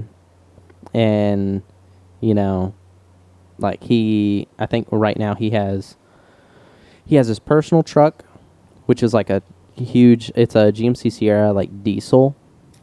And those motherfuckers are expensive, especially on gas. Yeah, I'm sure. They're huge. They cost a lot of money. His wife has a Yukon. let's see. After that, he also has a mountain climber truck. It's an old it's a box body Chevy or square body Chevy, and he basically buys like all these super huge, like expensive off-roading parts, and he goes to Utah and climbs this place called the Crack, and that's how he tests like all of his vehicles. If they can make it to the top of that crack, then I mean it's good. It's good for off-roading and shit. He goes to Utah to test his cars. Mm-hmm. Jeez. He goes to Utah like because I think that's where his wife's parents live. Okay, I was gonna say there's gotta But be they some visit. place closer that you could do that. No. But he likes going there because like it's because the crack in Utah is like known for like being incredibly fucking because it's like practically vertical. Yeah, it's very steep. And like you have to have a very wide setup on your trucks in order to like actually get there. And a powerful engine. Mm-hmm. And he's actually building another one right now for his wife, which is going to be made for like off-roading. It's going to be able to climb the crack, but it's also made for like off-road racing. Yeah. So it's going to be fucking fast. And he's got to buy a lot more expensive parts than what he normally puts on there. I mean, just already, like, he has 2 projects that are just fucking money pits. Yeah. And he has the money to put in there, you know? But for sure, he's been working with the company for a long time. He has. For about, like, 30-something years. It's 20 years. I don't know. I fuck with him. Old. Yeah. No, I fuck with him a lot because... he's like 40-something years old. Oh, Yeah. that's not bad. Yeah. yeah, no. He's... But we like fucking And with you him. started when you were like 20, right? Me? Yeah. Yeah. At Discount Tire. Yeah. Not And- sponsored. Not sponsored. Hopefully, one day, maybe. I don't Yeah. know. I can pull some strings. No, but yeah, no. I mean, and our assistant? No. Our regional vice president, or I don't know. It's a subject that's not really to be talked about. But our vice president of the region, he actually would tell us stories about when he first started. He was a assistant manager in like sales, and he would do sales, at like electronic stores, or he'll do sales at car dealerships, shit like that. And he just really felt like it wasn't making him enough money, Yeah. and he was really struggling to make ends meet at the time. And he said that, he wanted to try something new. And then he said that whenever he was looking through the newspapers, they had the work ads there. And he said that he's seen one for Discount Tire for assistant manager in training. And he was like, fuck it, I'll try it. He wasn't really even a car guy, and so he was like, fuck it, I'll try it, and they told him, okay, like, it's your first day, you're going to work in the back. He was like, but I thought I was going to be doing like sales, like assistant manager. They're like, yeah, you are, but you got to know how the back room functions first. And so he literally started in the back for about like, few months. And then after those few months, they promoted him to assistant manager. And after that, he just continuously kept working his way up until he got to regional vice president. Wow. And I think he ended up buying... This is the guy with the really nice house? No. Oh, no. different This guy. is a different guy. Okay. But, I mean, all in all, like, he ended up getting enough money to get his wife through college, his daughters. I want to say he has 2 daughters to college. He says that they would take trips to Italy every now and then. He said they love going during the Christmas times.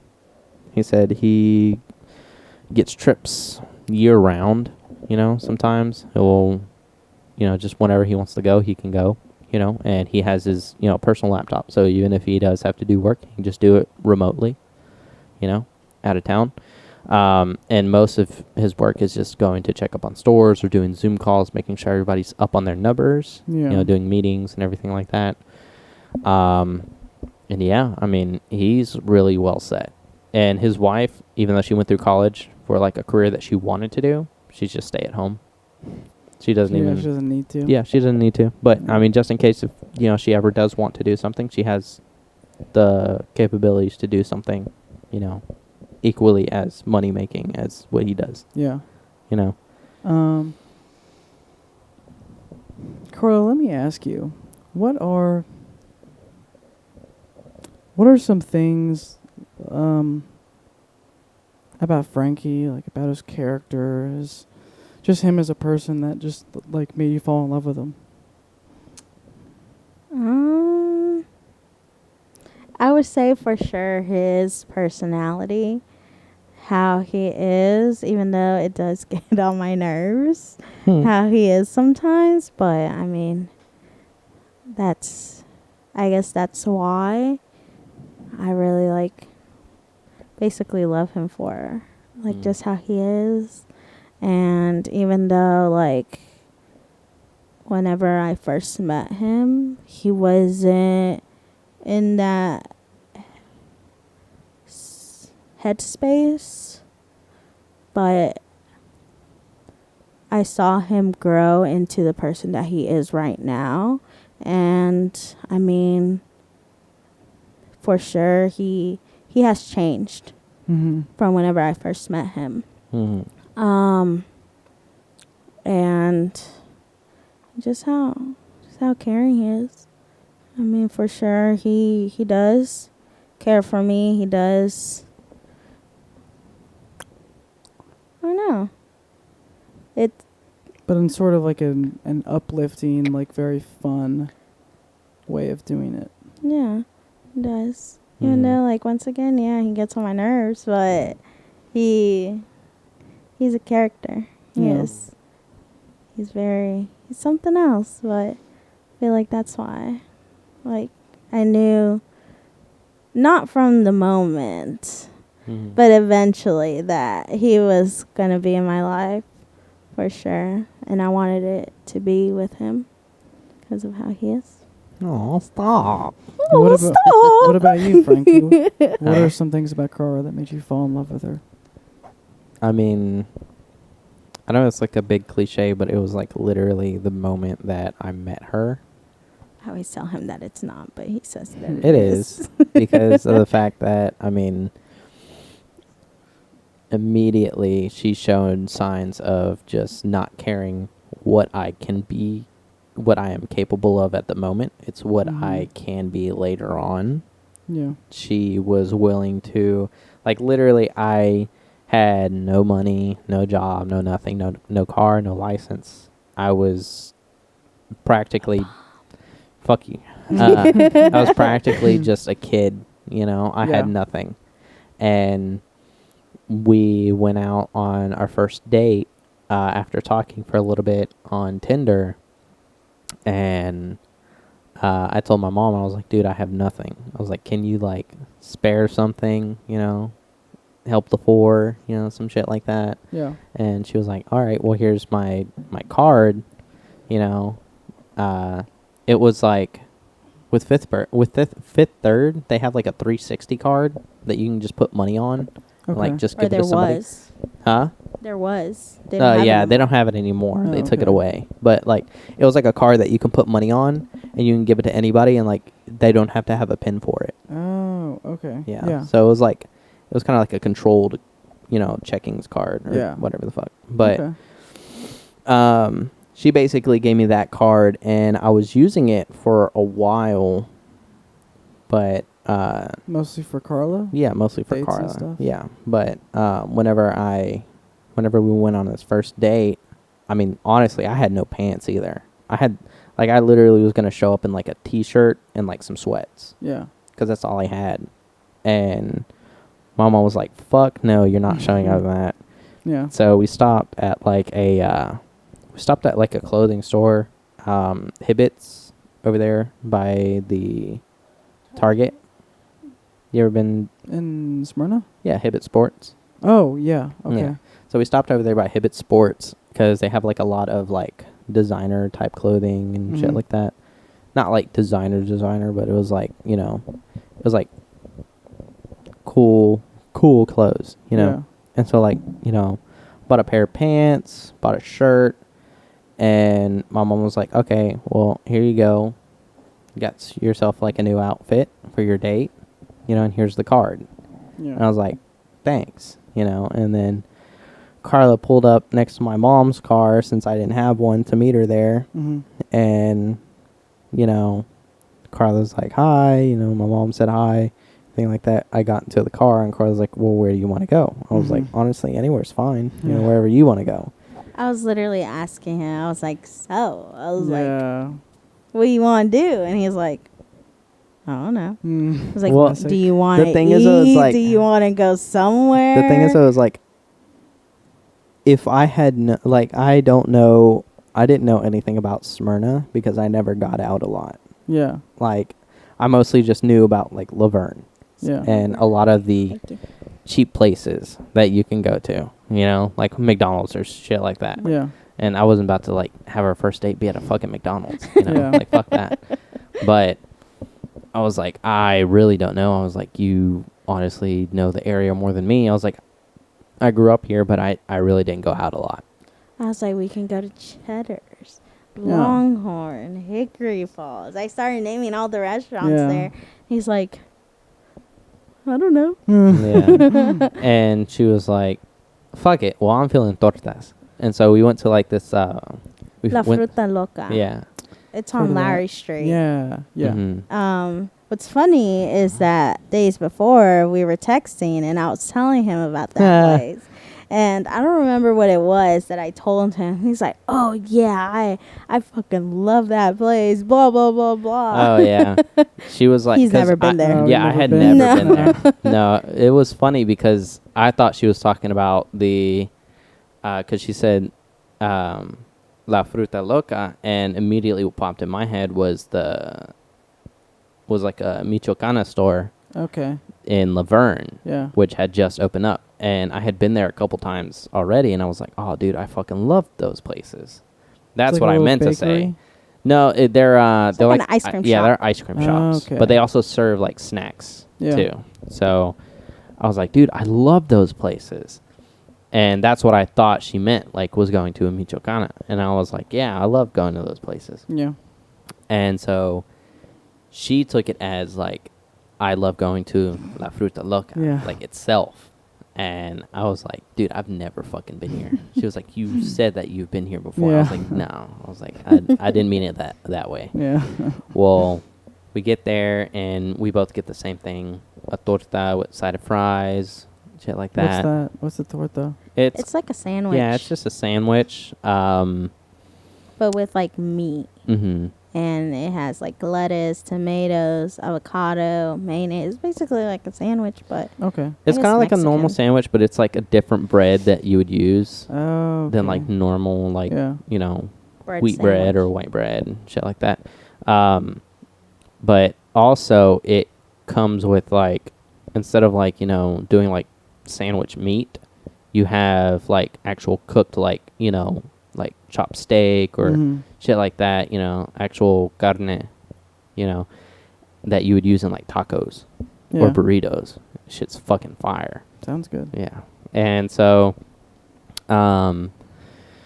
we get in the car and, well, actually, no, we're getting ready to pay, and I go to pull out the card, and she immediately pays for it. And I'm like, what the fuck, dude? I was about to pull out my card. She's like, no, it's okay, I got it. And I was like, well, damn. Like, immediately she's okay with going out on a date with me so far. She's been patient with me, even though, like, I have been the biggest fucking loser tonight. I was like, and then she immediately pays for the food. Like, obviously, money is not a factor here. She doesn't care about money. She doesn't care about, the things that I wear. Like, it's mostly been about personality, And then we get into the car, and I'm baffled, but also I'm, like, really shy, because of the fact that, like, I've never met anybody like her before. Yeah. We're literally sitting in the car. We're in front of the Smyrna mural. She's chowing down. Like in the little area downtown. Yeah. And like you say, I'm eating because I was she's fucking hungry that shit up. because I had just got off of work. I had worked the morning shift. and I was tired and I was hungry, and like we were gonna go out. I was like, fine, like, you know, I was basically hungry, so I'm eating, and he's just sitting there, just looking at me, and like it's open, but he's not doing anything. He's like barely picking on a fry, and I'm like, what are you doing? I was like, eat, and he's like, okay, and I was like, it's good, like, come on. And it was so crazy because like after like the whole thing, like I basically took a full plate home. Like I ate like 2 fries the whole fucking time. You were just nervous? Yeah, I was. Like I was just so fucking nervous. Yeah, I couldn't eat. And so like it got to the point to where like once she dropped me off, like I was fucking starving. And so like I fucking I fucked that shit up. Like I ate the whole thing in like 5 minutes. And like literally in the middle of me fucking that shit up, she FaceTimes me and she's like, "Are you eating it right now?" I'm like, "Yeah." I was like, I was fucking starving. She was like, "Why didn't you just eat it while I was there?" I was like, "Cause I mean like I couldn't." I had finished my plate. I had finished it. And he did not touch it. But I mean, all in all, like it was, that night just kind of felt different, you know, because like it was. You know what he was trying to do? What? I'm pretty sure we've already told him about how I was just trying to hit it and quit it. Yes. Initially, my idea behind having Tinder, which is like every guy's initial idea for having Tinder, is just to have sex. Just casual sex. Yeah, casual sex. Partners. Just go on their live. Was she the only person, like first person you ever met on there, or like up with? Met up with, yes. First person I have met up with. And immediately I just fucking caved in because like at first like I was getting like people who, you know, I was getting like a bunch of bots for some fucking reason. It's because I was ugly as shit at that time. But I mean like nobody was just fucking swiping on me, and I was like, okay, fine, whatever. And I had it for like what, 2 days? Yeah, I did only have it for like 2 days. You don't get anybody on 2 days. You gotta have it for at least a week to actually start getting people. Oh, okay. She has to fucking swipe like 3 times to reach the bottom of her message list. But I was like, fuck it, you know, I might just delete it, whatever, you know. And then finally, like, you know, she's the first person that has swiped. I had seen him, and I like looked through his pictures, and I was like, he's kind of cute. And I read his little like bio thingy, and I was like, ugh. What was it? Do you remember? Something.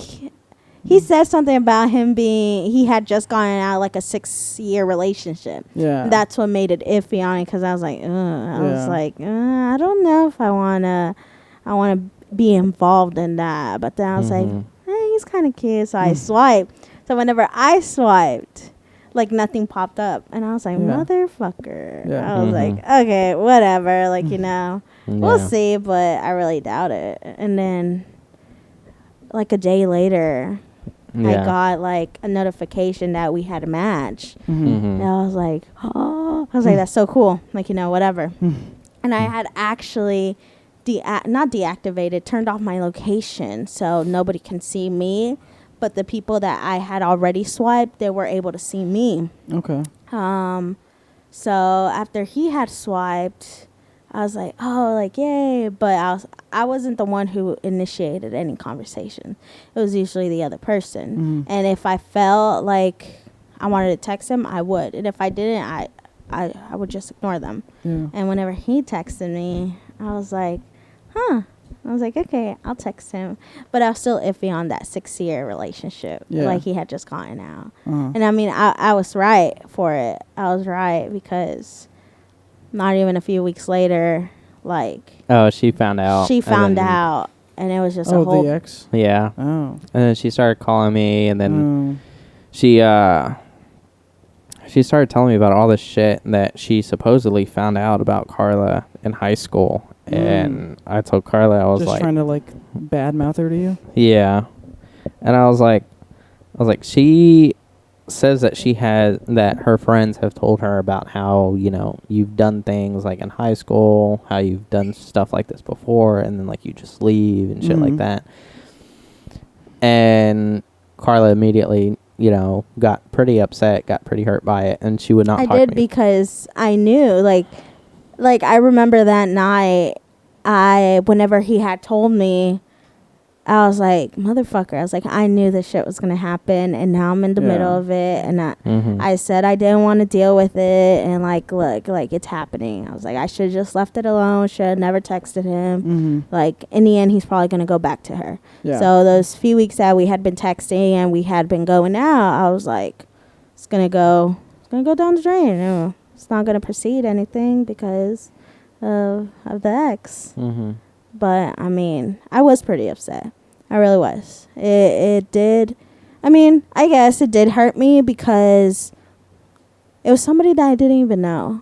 Yeah. And I really wasn't much of a social person in high school. So all the things that he was telling me that she was saying about me, I was like, there's what? no way to like prove it and shit like that. I was like, the things that she's saying, like, they're not true because I had gotten out of high school in junior year.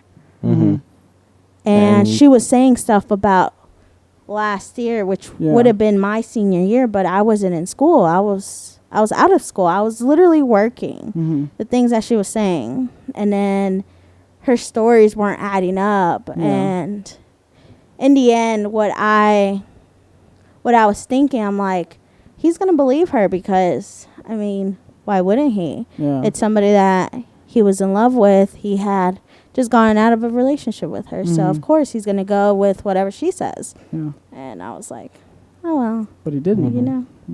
Yeah, I didn't. Yeah. But. Yeah, I remember that conversation.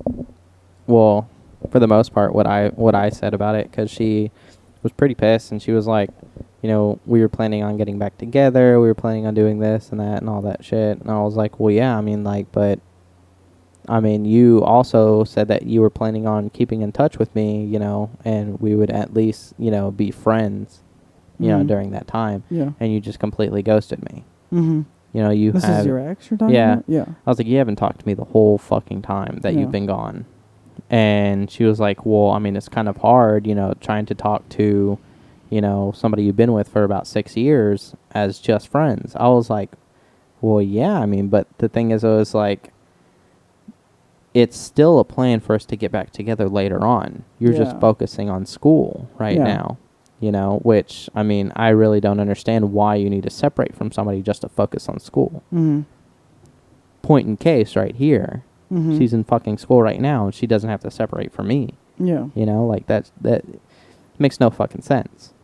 Anyways, but, I told her, I was like, and you completely ghosted me. I was like, and I got tired of you doing the same thing every year over and over again. Like, we've been doing the same shit since middle school, like, it's just not, I'm tired of it. And she was like, okay, fine, whatever, fuck you. Like, I know you didn't love me and all that shit. I was like, no, I mean, like, I cared for you. I loved you. I was like, but, I mean, it got to the point to where I kind of had to realize that you didn't love me the same way that I loved you. Yeah. Like, you just like my attention. You like me being there for you. But you didn't like having to put in the work yourself. Yeah. I was like, and with her, I know it's different. Like, I actually feel something different about her, and she was like, so that's it, like, we're done. And I was like, well, yeah. I was like, at the very least, let me try it out. I was like, because obviously you've tried it out with, like, however many guys, you've been with so far, like, during our breaks. Yeah. I was like, I can't even keep count of how many guys you've been with so far. I was like, and I try to move on and talk to one. I was like, at least let me try. I was like, because this really does feel different than how you've been treating me for the past 6 years. She was like, fuck you, whatever. She was like, don't talk to me again. And I can honestly say that was, like, the best decision of my fucking life. And you thought that Karla, like, she saw something in you that was, like, that I guess you hadn't really seen before. Like, you never really saw yourself that way, but she saw a very, like, she kind of inspired you to be a better person, I guess. She did, but not because, I really don't know if she's seen anything in me, but I know that I could see, you know, how much potential I had just by being around her. Because Yeah. even though she didn't have a lot, she had something, and it was hers. You know, Yeah. she had enough money, and she was saving up enough money to do whatever the fuck she wanted. You know, like she wanted to go out Friday night, she went out Friday night. Didn't fucking matter. You know, she wanted to do this, she could do it. Yeah. It does not fucking matter. She went by her own times. She went by her own money, which, I mean, at the thought was true, but it obviously was not because she still had a curfew at the age of 18, Yeah. 19. Yeah. And, I mean, I was like, I want to do that, you know? And obviously, what better way to learn how to do that than to be with somebody who can do that, you know? And, I mean, at first I was just like, you know, how the fuck do I do this? How do I live? How do I become functionable? Yeah, you wanted to learn how to be independent like she was. And, I mean, over time, like, it more so became like, instead of her teaching me how to be independent, it more so became like, you know, we were being independent together, you know? Like, she helped me get my license. Well, as far as she helped me get my permit, which was the hard fucking part. Yeah. License, I got the same day. Like, I passed the fucking driving test and everything. Yeah. It was just actually answering the questions. Yeah, the That written was a struggle. test. And so she helped me get my permit. She helped me get a job, you know. She couldn't take me to work, obviously, but there were times that you seen, like, she picked me up and shit like that, you know. And, I mean, she was there for me. She helped me, shit like that, you know. And it even got to the point to where she started helping me financially, you know. Like, as of right now, she's been helping me financially. She actually sat down with me one day and went over all of my bills, went over all of, you know, all the things that I've been paying for, everything that, all my subscriptions is how I should say it. Everything that I buy regularly, all the outings that we go on and shit like that. She went over everything with me, and she was able to crunch down how much money I should have to the side, and how much money I should be putting in my savings, and how much money I should be spending in bills. And as of lately, I mean, I've been just continuously going up, you know? And, like, I don't know. Like, it's just been crazy with, like, how much I've improved on myself just by finding somebody who was already improving. You know, I don't know how to say it. And they want to see you improve too. Yeah, yeah.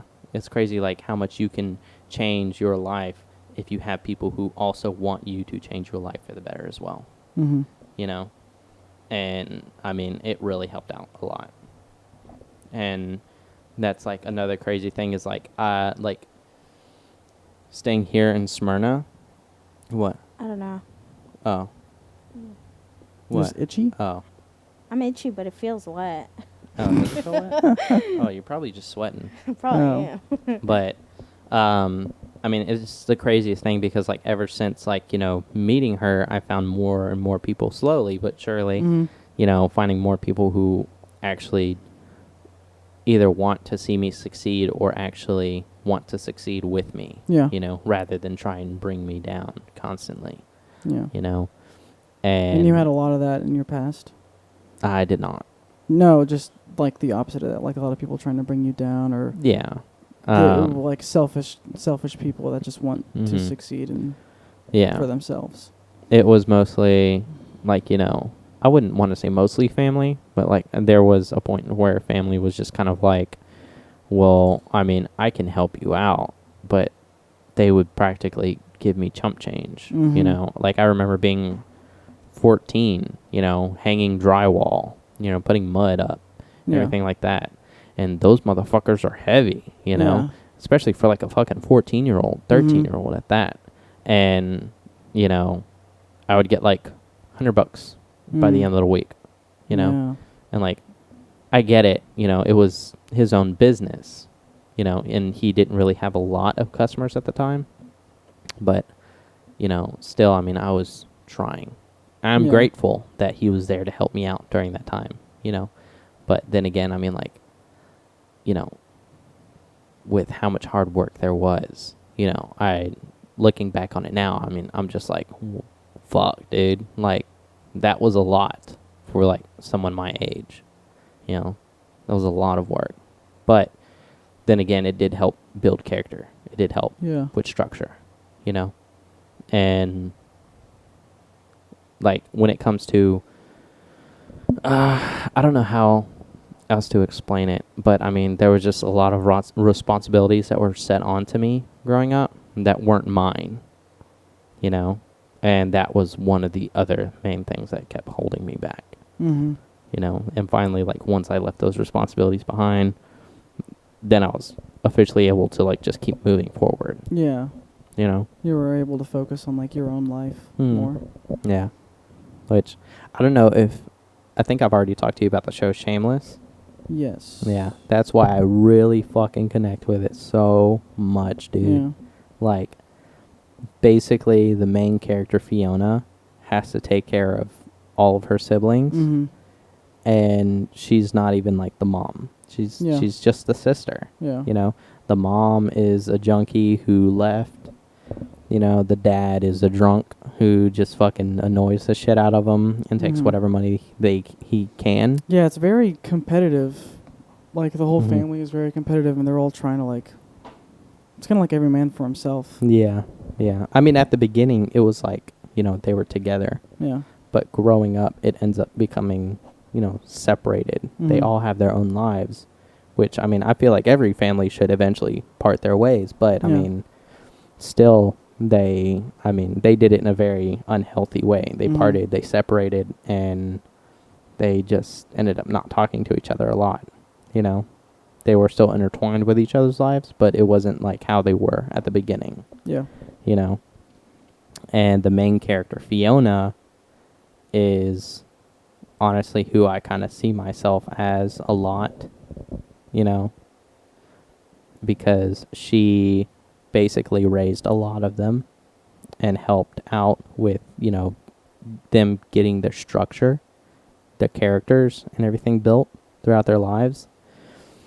And, I mean, you know, it wasn't even her responsibility to do so, Yeah. you know. And, you know, she even got to the point to where she went to court and got, you know, guardianship over those kids. Yeah. Yeah. You know, in the show. And, I mean, in all honesty, like, if anything were to happen to either of my parents, you know, I'd be claiming guardianship over the kids, Mm-hmm. you know. And, I mean, I can already tell how much stress that's going to put onto Karla. Me, I'm used to it because, I mean, again, I grew up with all of them, but she's not, you know. So, I mean, I already know that's going to put a damp in some portion of my life, you know. Granted, I'd love them, you know, I'd do anything for them, you know. But, I mean, I do know that it is going to affect me in a negative way, taking them all on, you know, at some point in my life, if anything does happen, you know. And taking them all on whenever I was younger, that's what affected me from actually moving forward with my life, you know. And once I finally moved out and started spending time with Karla, that's when I kind of realized, like, it's not all about kids. It's not all about, you know, making sure everything else is okay with the family, you know. Yeah. You got to It's not think my- about yourself. Yeah, it's not my sometimes. responsibility, Yeah. you know. And even now, they're like, you know, well, we don't get to see you as much anymore. But, I mean, they're not as angry as I thought they would be. They're not as resentful towards me. Every Yeah. time I see them, they're still happy. Yeah. And they still love to see me, you know.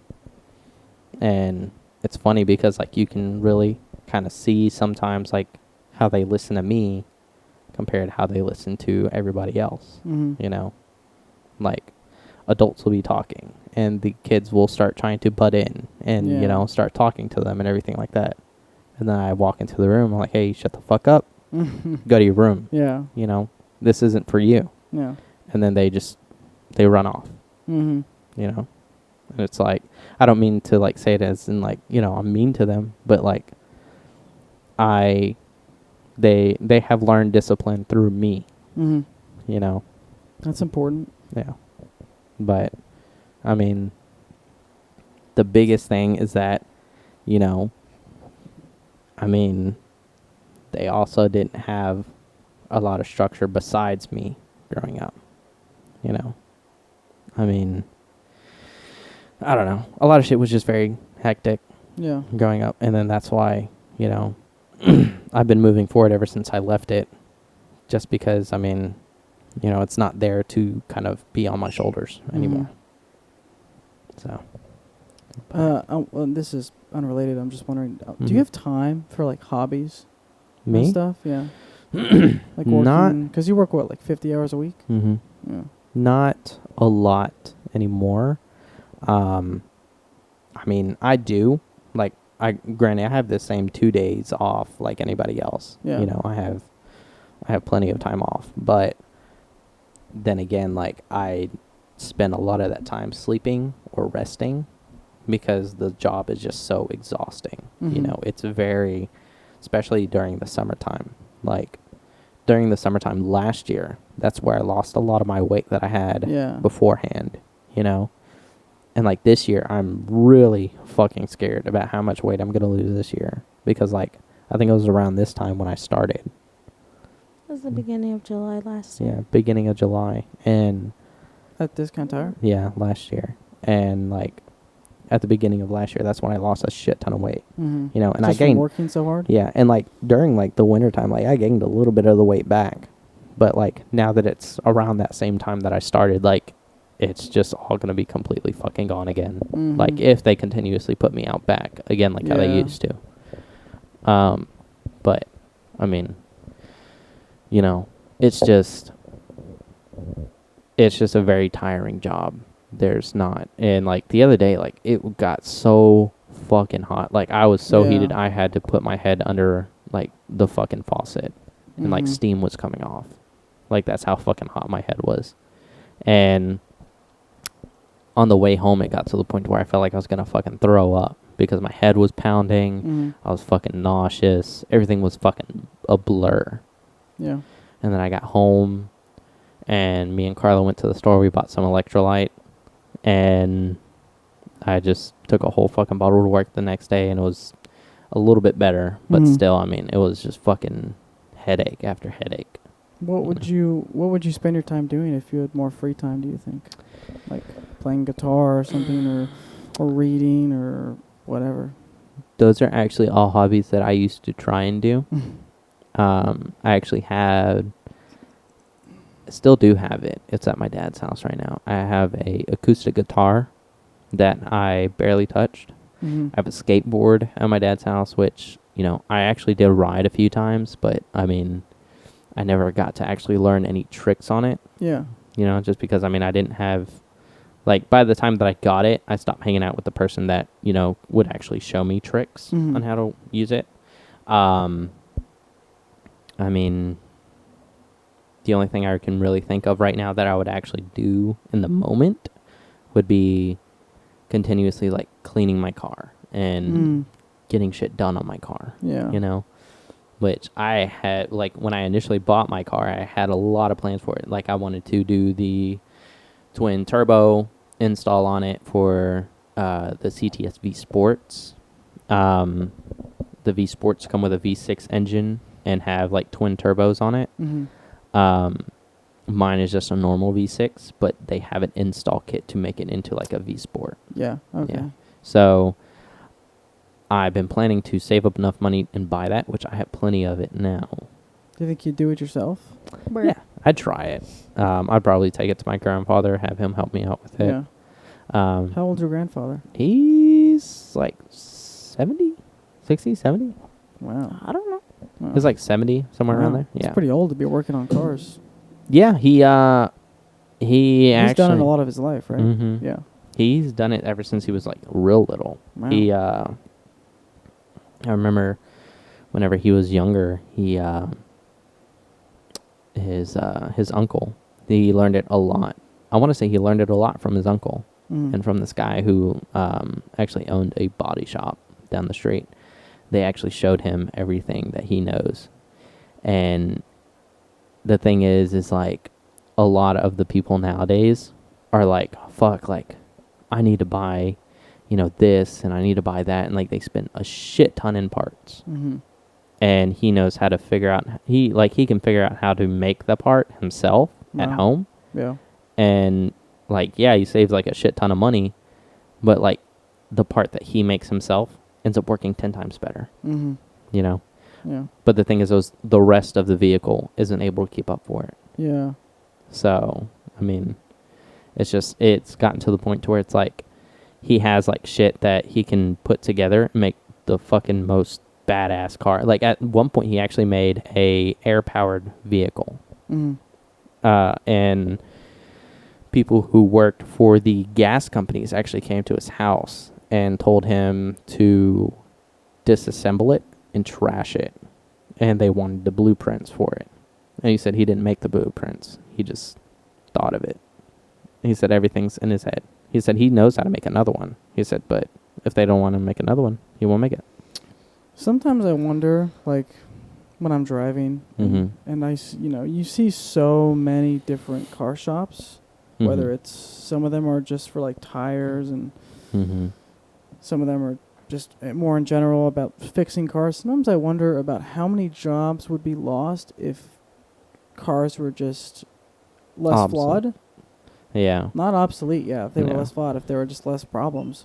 Or no problems, and you would never need to take it to one of these shops because there's so many shops all over the place. So many people would be out of jobs. And that's why a lot of people have a lot of negativity towards the Tesla vehicles, which in all honesty, I mean, Tesla makes some pretty fucking good vehicles.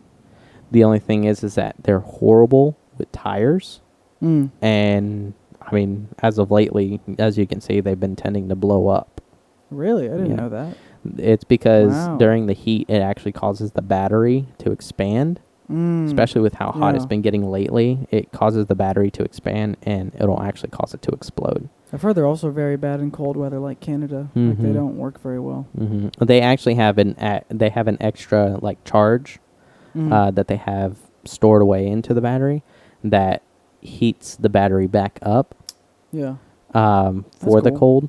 But that's the thing is, like, at the beginning they were like really bad at cold weather because of that. It would freeze the battery over and it wouldn't be able to start. But over time they've added like heaters to it just so that way it can warm the battery back up so it's usable again.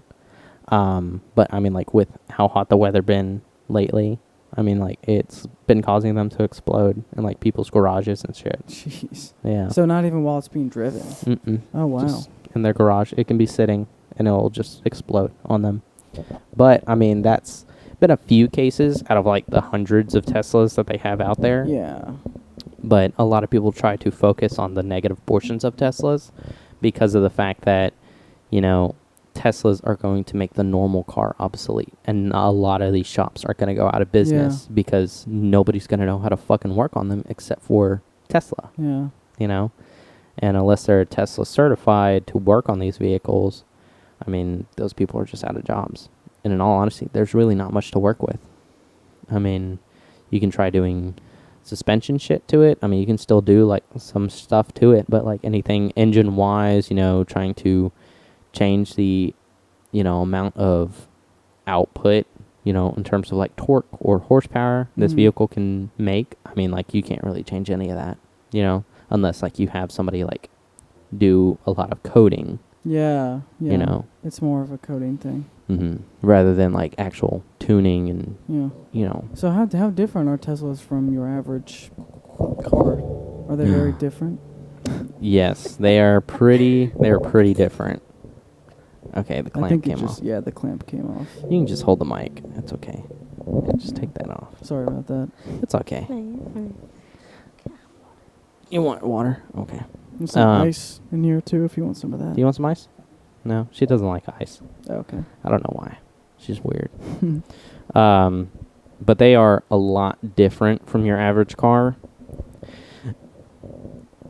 a lot of people don't realize it until they buy the car or until they buy a Tesla. But like maintenance wise, they are super fucking expensive. And the only true maintenance that you really do need is going to be the new tires. But like the initial first buy of everything is going to be expensive. Yeah. So like you got to pay, like if you want to have a charger installed in your house, that's like what, $2-3 to have it installed, you know. And I'm pretty sure that's not even considering the price of like the actual charging station. Like the tires themselves can range up to $1,500 to $2,000 for a set of tires on the Teslas, and those are not even mileage warranty tires. Yeah. So mileage warranty is like if you don't get the amount of miles that the manufacturer says that you should be getting, you can actually have them prorated. They can't guarantee it, basically. Yeah. So if you have a mileage warranty, then it's guaranteed that it's going to make those miles, and if it doesn't, however many miles that you didn't get out of those tires, you can have a prorate done from wherever you bought them from, and the manufacturer will actually give you credit back. Well, some of those tires come with a 0-mile warranty. So that means that these tires can last from 15,000 miles to 60,000 miles, anywhere in that range. You never know what you're going to get. I actually had a customer who came in one day in a Tesla. He had a 0-mile warranty tire, and they only last him about like 15,000 miles. And he came back and he was pissed. Yeah. And I told him, I was like, you purchased a tire with a 0-mile warranty. I was like, it shows in the notes that we discussed that with you, and that, you know, you were okay with that. We told you everything. Yeah. And he was like, well, if I knew I was going to get a 15,000 mile warranty or a 15,000 mile tire, I mean, I wouldn't have bought these. I'm like, sir, I mean, we don't know how many miles those tires are going to get you. I was like, sometimes they can last you the 15,000, or they can last you like 60,000. Yeah. You know, you just don't know. I was like, and it's a manufacturer thing. I was like, not only that, I mean, Teslas themselves, the weight of the battery will just fucking eat away at those tires. The weight of the battery plus the amount of torque that those fucking Teslas shoot out. I mean, I'm talking like these cars can go from 0 to 60 in just a matter of like, I think it's like 1 point. Yeah. It's like less than 2 seconds. Yeah, less than 2 seconds. Like 1 second, 0 to 60. With how much force or how much foot-pounds of torque that vehicle puts into those wheels in order to just make it continuously spin. One, those tires have to have a shit ton of grip. And if they don't, it's just going to continuously just fucking burn that rubber. Yeah, that's true. You know, until it does grip, and then boom, you're at 0 to 60 in that 1 second. You know? And it's just crazy with how much fucking force nobody really thinks. They just think like, oh, it's a electric car that can go a lot faster, and you know, then that can go a lot faster than a fucking normal car. Yeah. You know, than a normal muscle car at that. And it's like, yeah, you can get all that, but you're also going to end up having to spend a lot of fucking money on these tires. I actually had a guy, he bought the Ford Mustang Mach-E, which is like the electric version of the Ford Mustangs. Okay. They just came out like in 2022, 2021. We'd seen one whenever we went to Cars and Coffee with Roy. Remember? Oh, okay, whatever. Well, they had just came out the year that me and Froy had went to Cars and Coffee one time. And I told Froy, I was like, dude, I just seen like the Mach-E just driving down the fucking road. He was like, no fucking way. I was like, yeah, dude, it looks pretty disgusting. Because like it looks nothing like the normal Mustangs. Yeah. You know, it's like an SUV almost. Oh. Yeah, it's not even like a car, you know. And I was like, yeah, dude. I mean, like, it's not it. It's not the move. And so over time, like, I just kind of started learning more and more about these electric vehicles. And I mean, I had a customer one day, and I told him, I was like, these electric cars, I mean, you know, they're quick. Yeah, they're fast. He was like, oh yeah. He was like, it can beat any of these other Mustangs like in a fucking heartbeat one day. I was like, oh yeah. I was like, no doubt about it. I was like, but with how much torque they put out, and the weight of the battery, you're actually going to be looking at buying a new set twice a year. Mm. You know, and that's like if you are driving it, you know, in a very sporty fashion. Mm. I was like, if you want to drive it, you know, to where you can try and keep these tires as long as you can have them, you're looking at about a year and a half. Mm. You know, that's the longest these tires will last you. And I've had customers who get their tires rotated every 6,000 to 8,000 miles. They're on top of that shit, and it only lasts them about a year and a half. Wow. When tires, at the very least, are going to last you about, like, tires at the very least, like, if you are being as fucking sporty as possible, you know, you're burning these bitches out, you know, don't get them rotated at all or anything like that. They're going to last you about a year, Mm. you know. If you rotate them like often, everything like that, keep up the maintenance with them. Don't go heavy on the tires. Don't go heavy on whenever you press on the brakes. They're going to last you about a good 3 years. Okay. Mm-hmm. They'll last you about 3 years. Do you have like a dream car? Me? Yeah, you know a lot about cars. Do you have the dream car? Want to have one day? No. I mean, kind of. I've always wanted a Charger, like the Scat Packs. Mm. But crazy enough, like, I kind of seen how overdone the Scat Packs are since I started working there, because like everybody has one, or everybody had gotten one. Mm-hmm. You know, like, and you want to be a little different.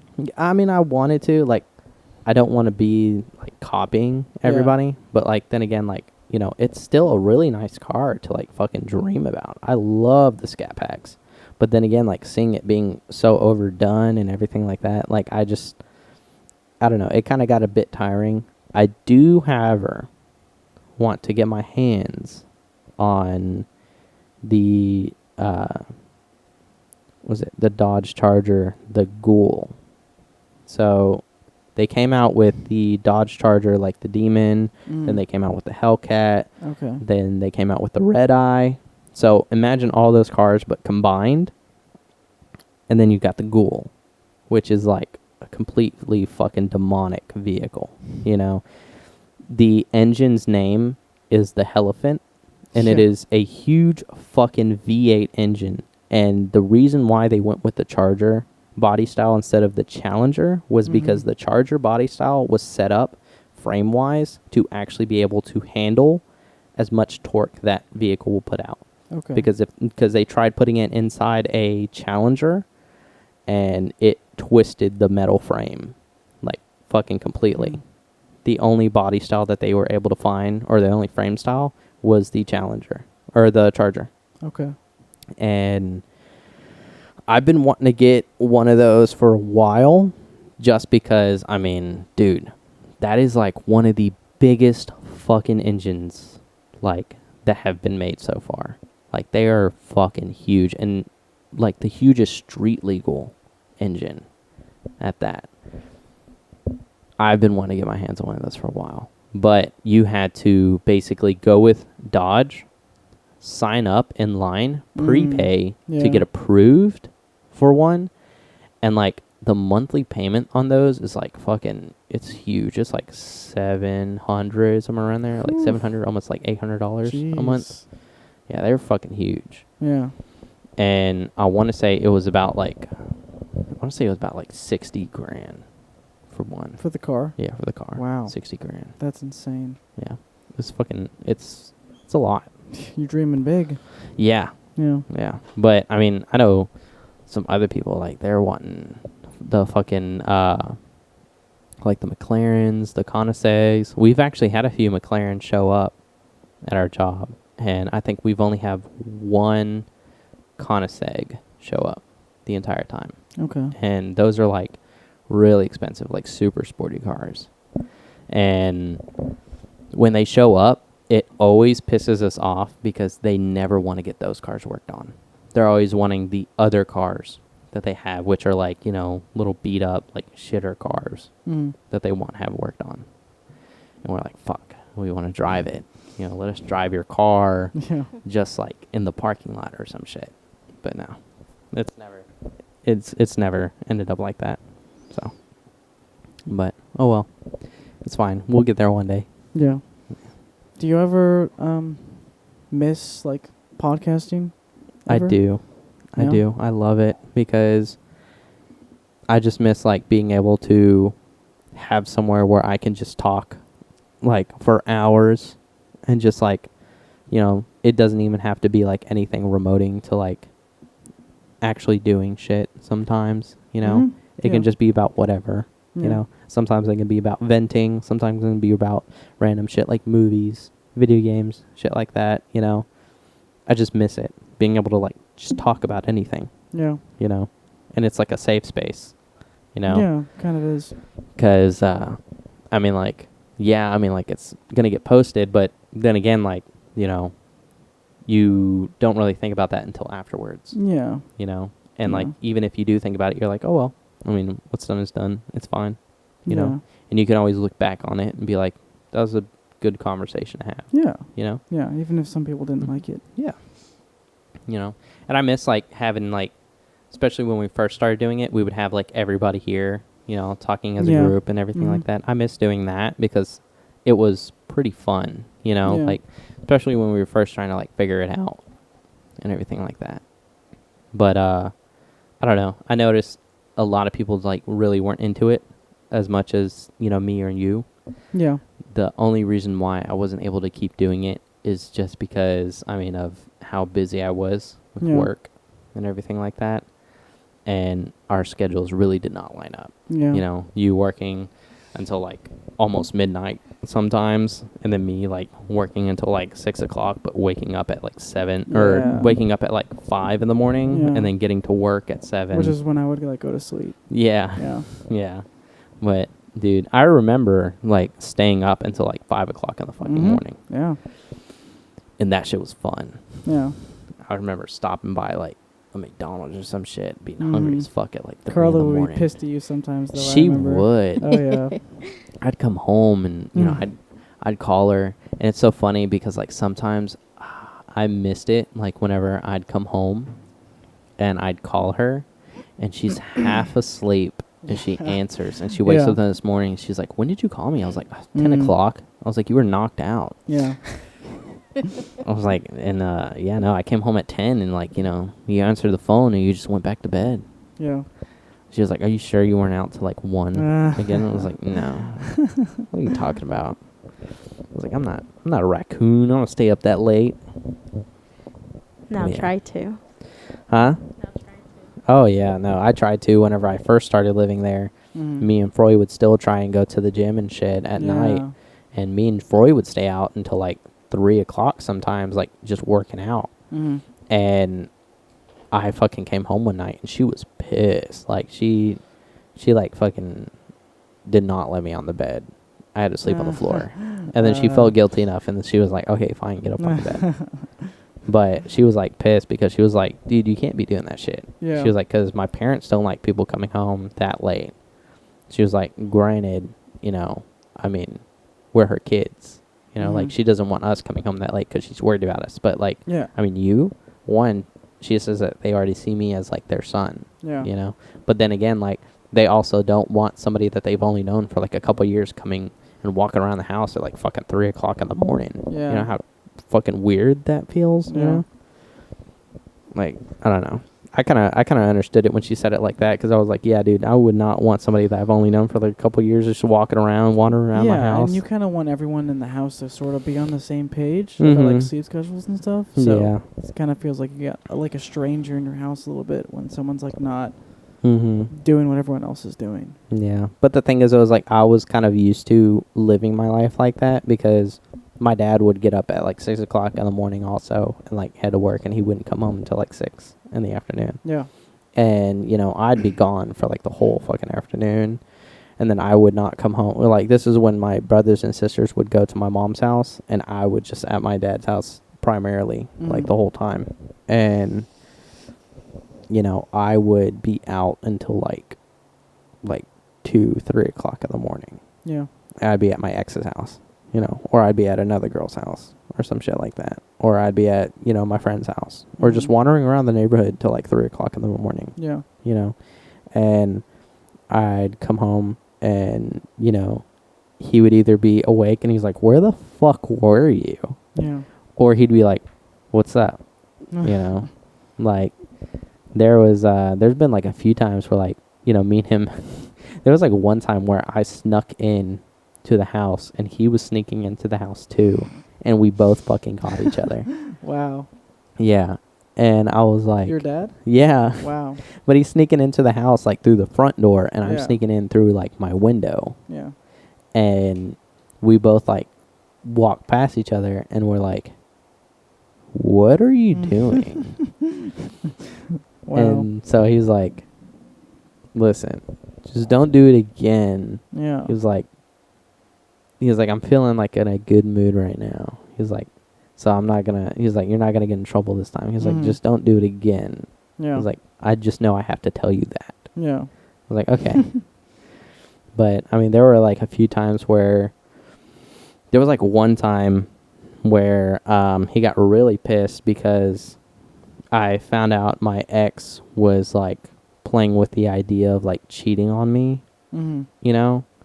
And I sent her screenshots because she was texting some dude like through her Facebook. Okay. And she had logged into her Facebook through my phone. And I just Yeah. kept getting like a bunch of fucking messages. And I was like, what is going on?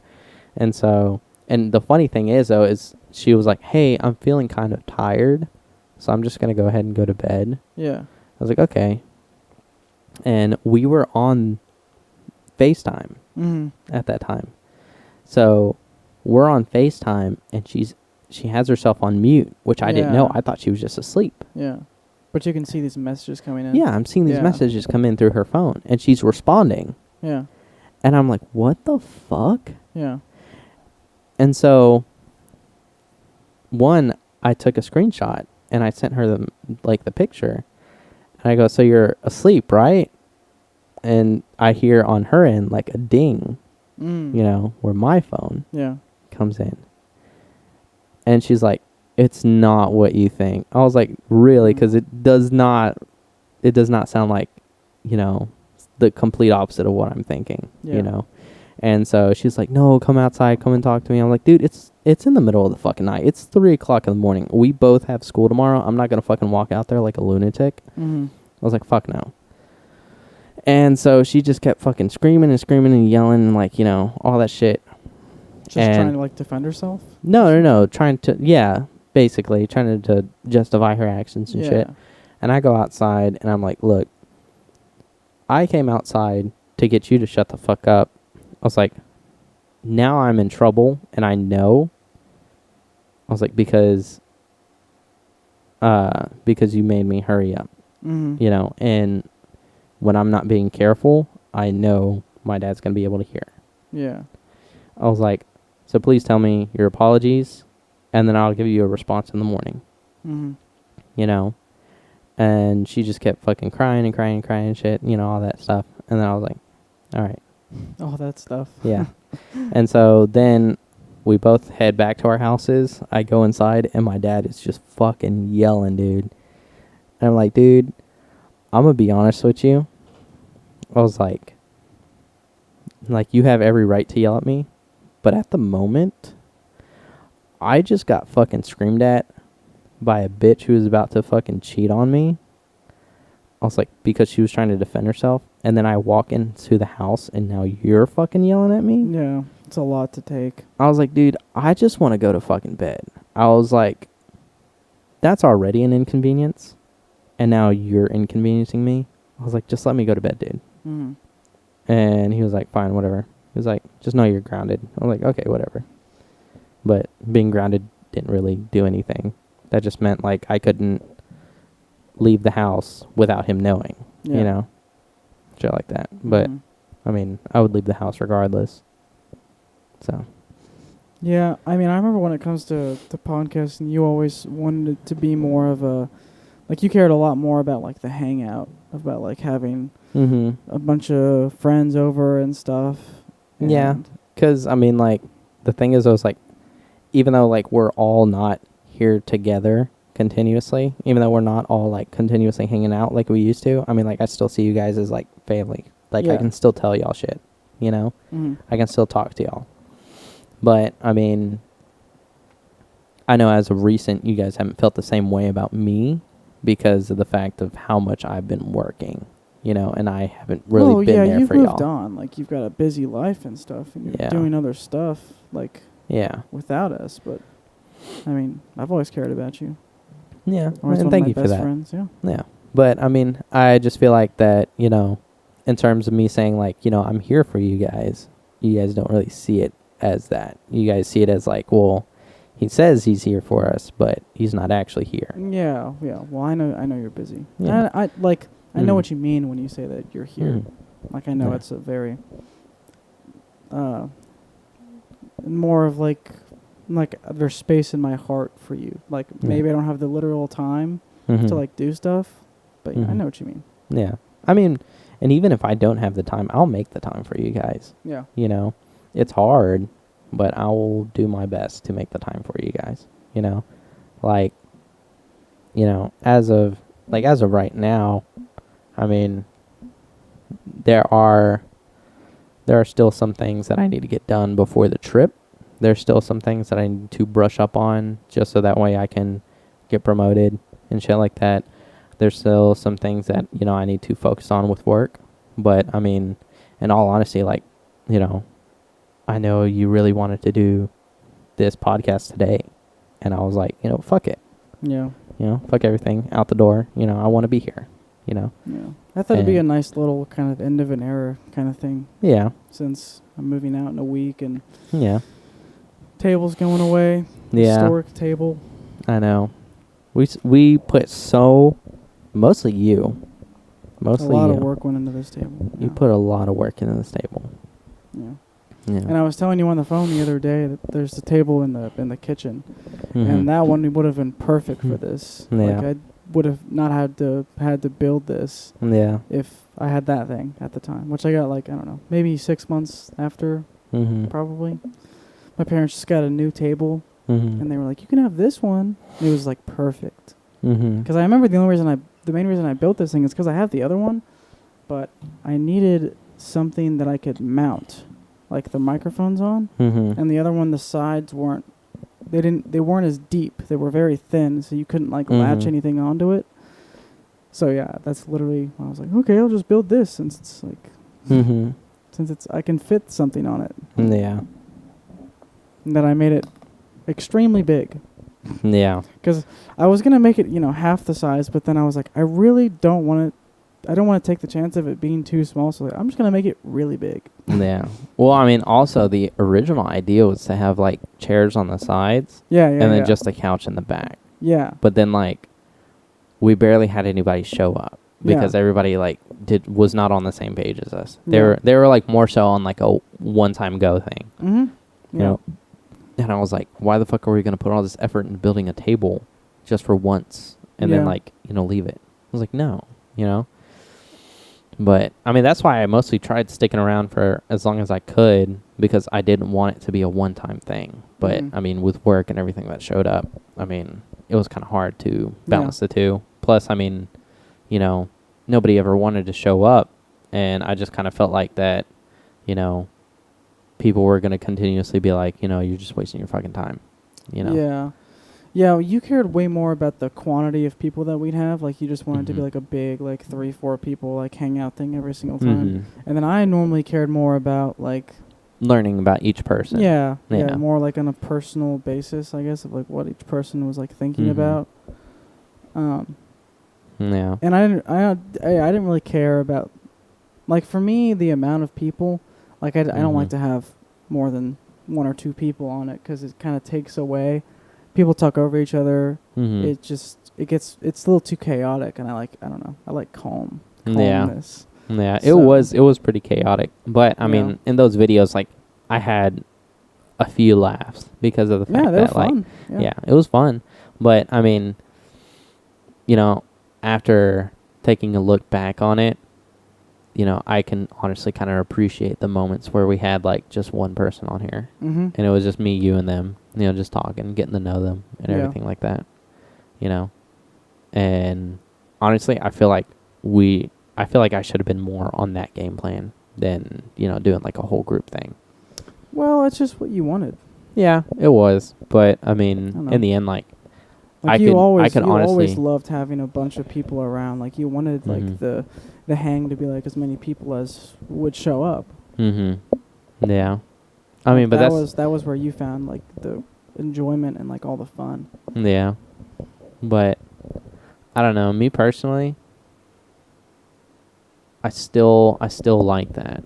You know, I still like having big groups. I still Mhm. love being around in big groups and everything like that. You know, but I do notice how it can be a big inconvenience, one on the group itself, and two, like, you know, on me, because like to have a big group, you got to have the capabilities to either keep them entertained Yeah. or, you know, actually have them want to be entertaining, Yeah. you know. But I mean, all in all, like, you know, we had our moments. We had Oh fun. yeah. Yeah, we had a lot of fun. A lot of Yeah. late nights. Speaking of which, I have been thinking I kind of want to do the bowling thing again. Like how we used to go out bowling every now and then. Yeah, that still happens sometimes. Really? Well, I wouldn't. It's been a while. It's been like, I think the last time I went bowling was it was. I don't know if it was even this year. Hmm. Like I want to say it was more than like 6 months ago. Wow. Yeah. Yeah, but we used to do it sometimes. Mm-hmm. But I've brought it up to Mike a couple times. Like, yeah, Mhm. we should go because it was normally his thing. He's like, time to go. I don't know. I guess he just liked Oh yeah. drinking beer and eating hamburgers while he was bowling. Yeah. I know we'll go bowling like every now and then at like either Stars and Strikes Who, or you we'll two? Yeah. Oh, nice. Well, it's I think a couple times we like to go down to the Stars and Strikes or Strike and Spare, sorry, in Murfreesboro. Yeah, right next to the theater. Yeah. Mm-hmm. Like we like to go down there every now and then sometimes we actually we get invited sometimes to the Stars and Strikes in Smyrna. Mm-hmm. And I think last time it was for her friend's birthday. It was for our godmother's or goddaughter's mom. Mm-hmm. Yeah, I don't know how you'd say it. Oh, Her wow. her sister or whatever. I don't My know. sister. Her best friend. They're practically sisters Okay. because they fucking grew up and shit together. Mm-hmm. But What is it? Are you good at bowling? me, Yeah. not bad. Like, what's your average for a game, do you think? I don't know. I was pretty good when I was drinking. Yeah. I had a couple drinks in me and I was pretty good. Yeah. Yeah. And then I don't know. I can't remember what the score was that one time we I went don't to know. Stars and Strikes. What about you, Karla? Are you any good?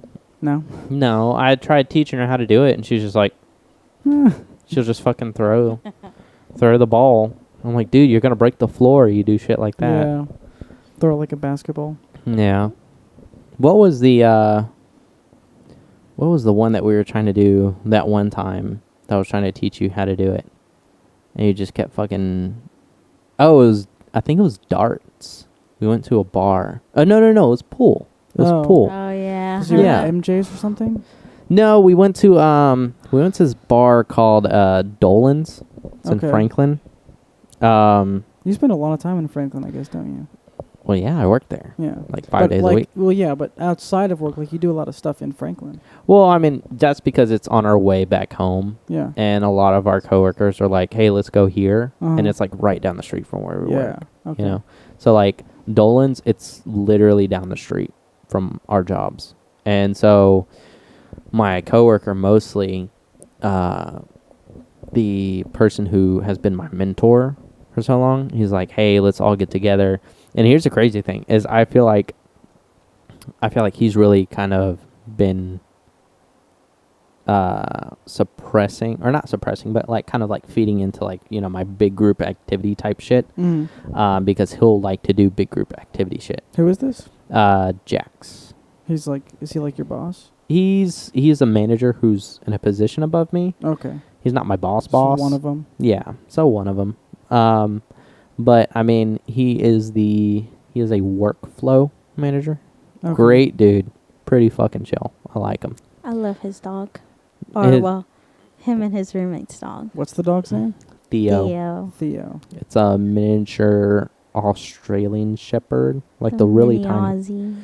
Yeah, they're Do like those have like the long necks? no, They no. got long hair. Oh, okay. Yeah, they do. They're very fluffy. This dog is like, we like to tell Jax that his dog's racist because every time we come into the house, like he's just fucking nonstop barking at us. Yeah. But then like anybody else walks into the house and the dog's fine. Mm. But he kind of proved my point wrong because there's this guy who used to work with us named Eric. He walked into the house and the dog did not bark at him, but it's because Eric's been there a few times before. Mm-hmm. And the dog was just chill with him.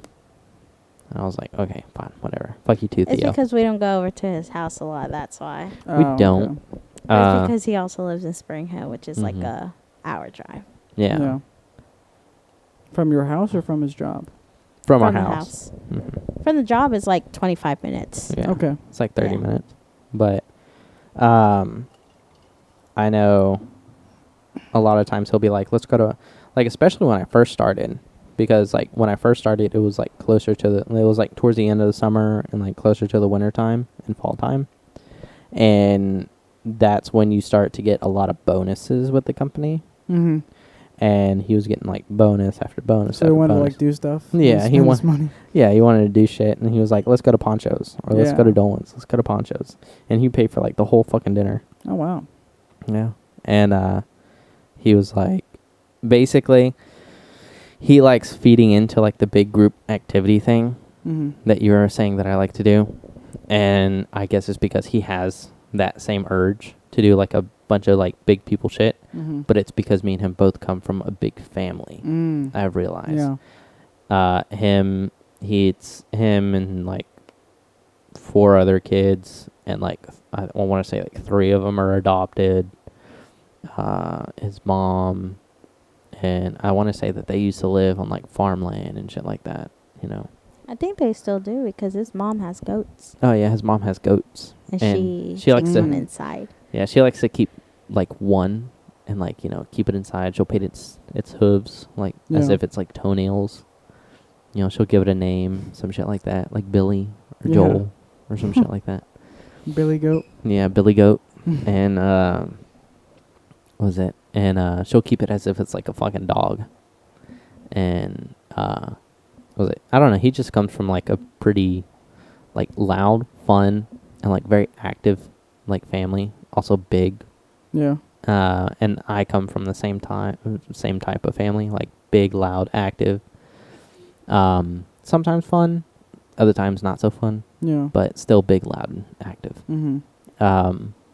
Karla doesn't come from that family, which is why the only hard thing that I can really see about being with her is that she doesn't like to go out a lot. Yeah. Where I, on the other hand, love to go out all the Mhm. fucking time. But then again, I'm glad that she doesn't like to go out a lot because it prevents me from spending all my fucking money. That's true. Yeah. Yeah. Because you remember, like, whenever I didn't live with her, you know, I would Mhm. go out all the fucking time with you Yeah. guys, you know. We'd always spend money. Yeah, we'd always spend, like, a shit ton of money. But at that time, like, I was barely able to make my car notes. I was barely able, like, if my grandparents wanted to add rent on top of it, I would not have been able to fucking make it. Yeah. But literally at the time, I had my car note, my portion of the insurance, and my phone bill. Mhm. My portion of the insurance wasn't as big as it is now. It was like $100-something Yeah. at the time. I think it was like also like 180, like It was 180, like a 160. 130. Yeah, somewhere around there. And I mean, like, you know, it was just to the point to where it's like, where the fuck was all my money going? Mm-hmm. You know? And then Karla kind of just figured it out. Like, it's because you keep fucking blowing it. Like, every time you get paid, you blow all your fucking money. Yeah. And I still have the urge to do so. But then again, like, you know, like I said, she keeps me from doing it. He gets paid weekly. Yeah. And That's not good. Mm-mm. No. so I know I shouldn't do it, but I mean, if I'm going to have a future with him, I mean, I can't be living with no money. Yeah. Yeah. So, like, I tried to tell him, like, you know, save your money, like, put it to the side. Like, you don't need $500 She in your does it check for me, though. Yeah. Yeah, and I shouldn't be doing that because you do it for him, you're saying? I do it for him, and I shouldn't be doing it because This that's his past time, I did it myself. I did it I had to myself. tell him. I was literally telling him, I was like, okay, how much money do you have? Okay, do you have any bills to pay this week? He's like, I don't know. And I'm like, bro, check the calendar. Like, you know the days that you're supposed to, or you have auto pay on. Yeah. He's like, I do not. I don't remember it. I don't know. She has it all memorized. I can't remember. I don't know. I guess that's how I am with money. I guess because how I grew up, like we didn't have a lot of money, and my mom was the one who mainly managed money, and she showed me how to do it. Yeah. And I guess just that anxiety of not having money or not having money to the side. Yeah. That's what like I guess scares me. So like I try to like put it on him too. I'm like, okay, like, you know, you gotta do this, like you gotta pay this, let's see how much you have, and like la la la. But now I'm trying to let him do it because in the end, like I can't do his. Yeah. Like he's gotta be learn, he's gotta learn. He's a grown ass man, so he's gotta do his thing. Whee! But like he gets paid. Yeah. And then like, you know, I tell him and I'm like, okay, you can have $100 for the week. And he's like, $100. And I'm like, she'll give me like $100 for like the week. And I'm like, dude, I'm like, that's so you don't have like me personally, that's how it worked with me. Mm-hmm. Like every time I would get paid, because I used to do serving. Yeah. So either I would get cash or my tips at the end of the week will go to a pay card or prepaid card. Yeah. So literally the only thing that would be deposited on my checkings account was my hourly, which was like what? Like I didn't even get hourly in the end. I would actually use my cash and whatever in tips I would get, I would just ignore it. It was to the point where that prepaid card, I had $4,000 on it. And, like, it's because I never touched it. I would only use my cash. And my cash would be, like, $150, $200. And I wouldn't even use it all that week because I would get paid weekly. Yeah. So, I guess that's how... I think that's really good for you, too, because, like, even though you were only working one job, it kind of feels like you have two different sources of income. Because I remember at one point, like, I had two jobs, and I would just never spend it. But the other one, it would be, like, my spending money, and it would be, like, I think, that one was also a weekly paying job, and I would be at, like, it was, like, maybe $150, like, a week. And like, if I spent I normally wouldn't even spend all that. Yeah. And, like, me, I didn't really see a necessity to spend all my money because whenever I started working, I was still 17. I was already graduated from school, but everyone else who I grew up with, they were in their senior years, so I had nobody to, like, spend a day with. Mm-hmm. So, literally, Monday to Friday or, like, 7 days a week, I would be at work no matter what. And, like, I got my money, didn't have no responsibilities, didn't have nothing. So all that money would stay in that prepaid card, or like I just wouldn't spend it and just saved my money. COVID came around, not lost my job, but I was off a job for like almost 2 months. Mm-hmm. And whenever I went back, I started serving because I used to be a host. Yeah. So whenever I started serving, I basically got that 2-type income. And I mean, that's what really helped me a lot. And still, once again, I didn't have responsibilities. Like, I literally did not have responsibilities so big up until I met him and he moved in. Yeah. Because the only responsibility I had was to give my parents at least $350 for bills or whatever, just something to help them out. And that was just me. Yeah. They didn't ask me for it, but I wanted to help out. Yeah. So I would just give them the $350 and there.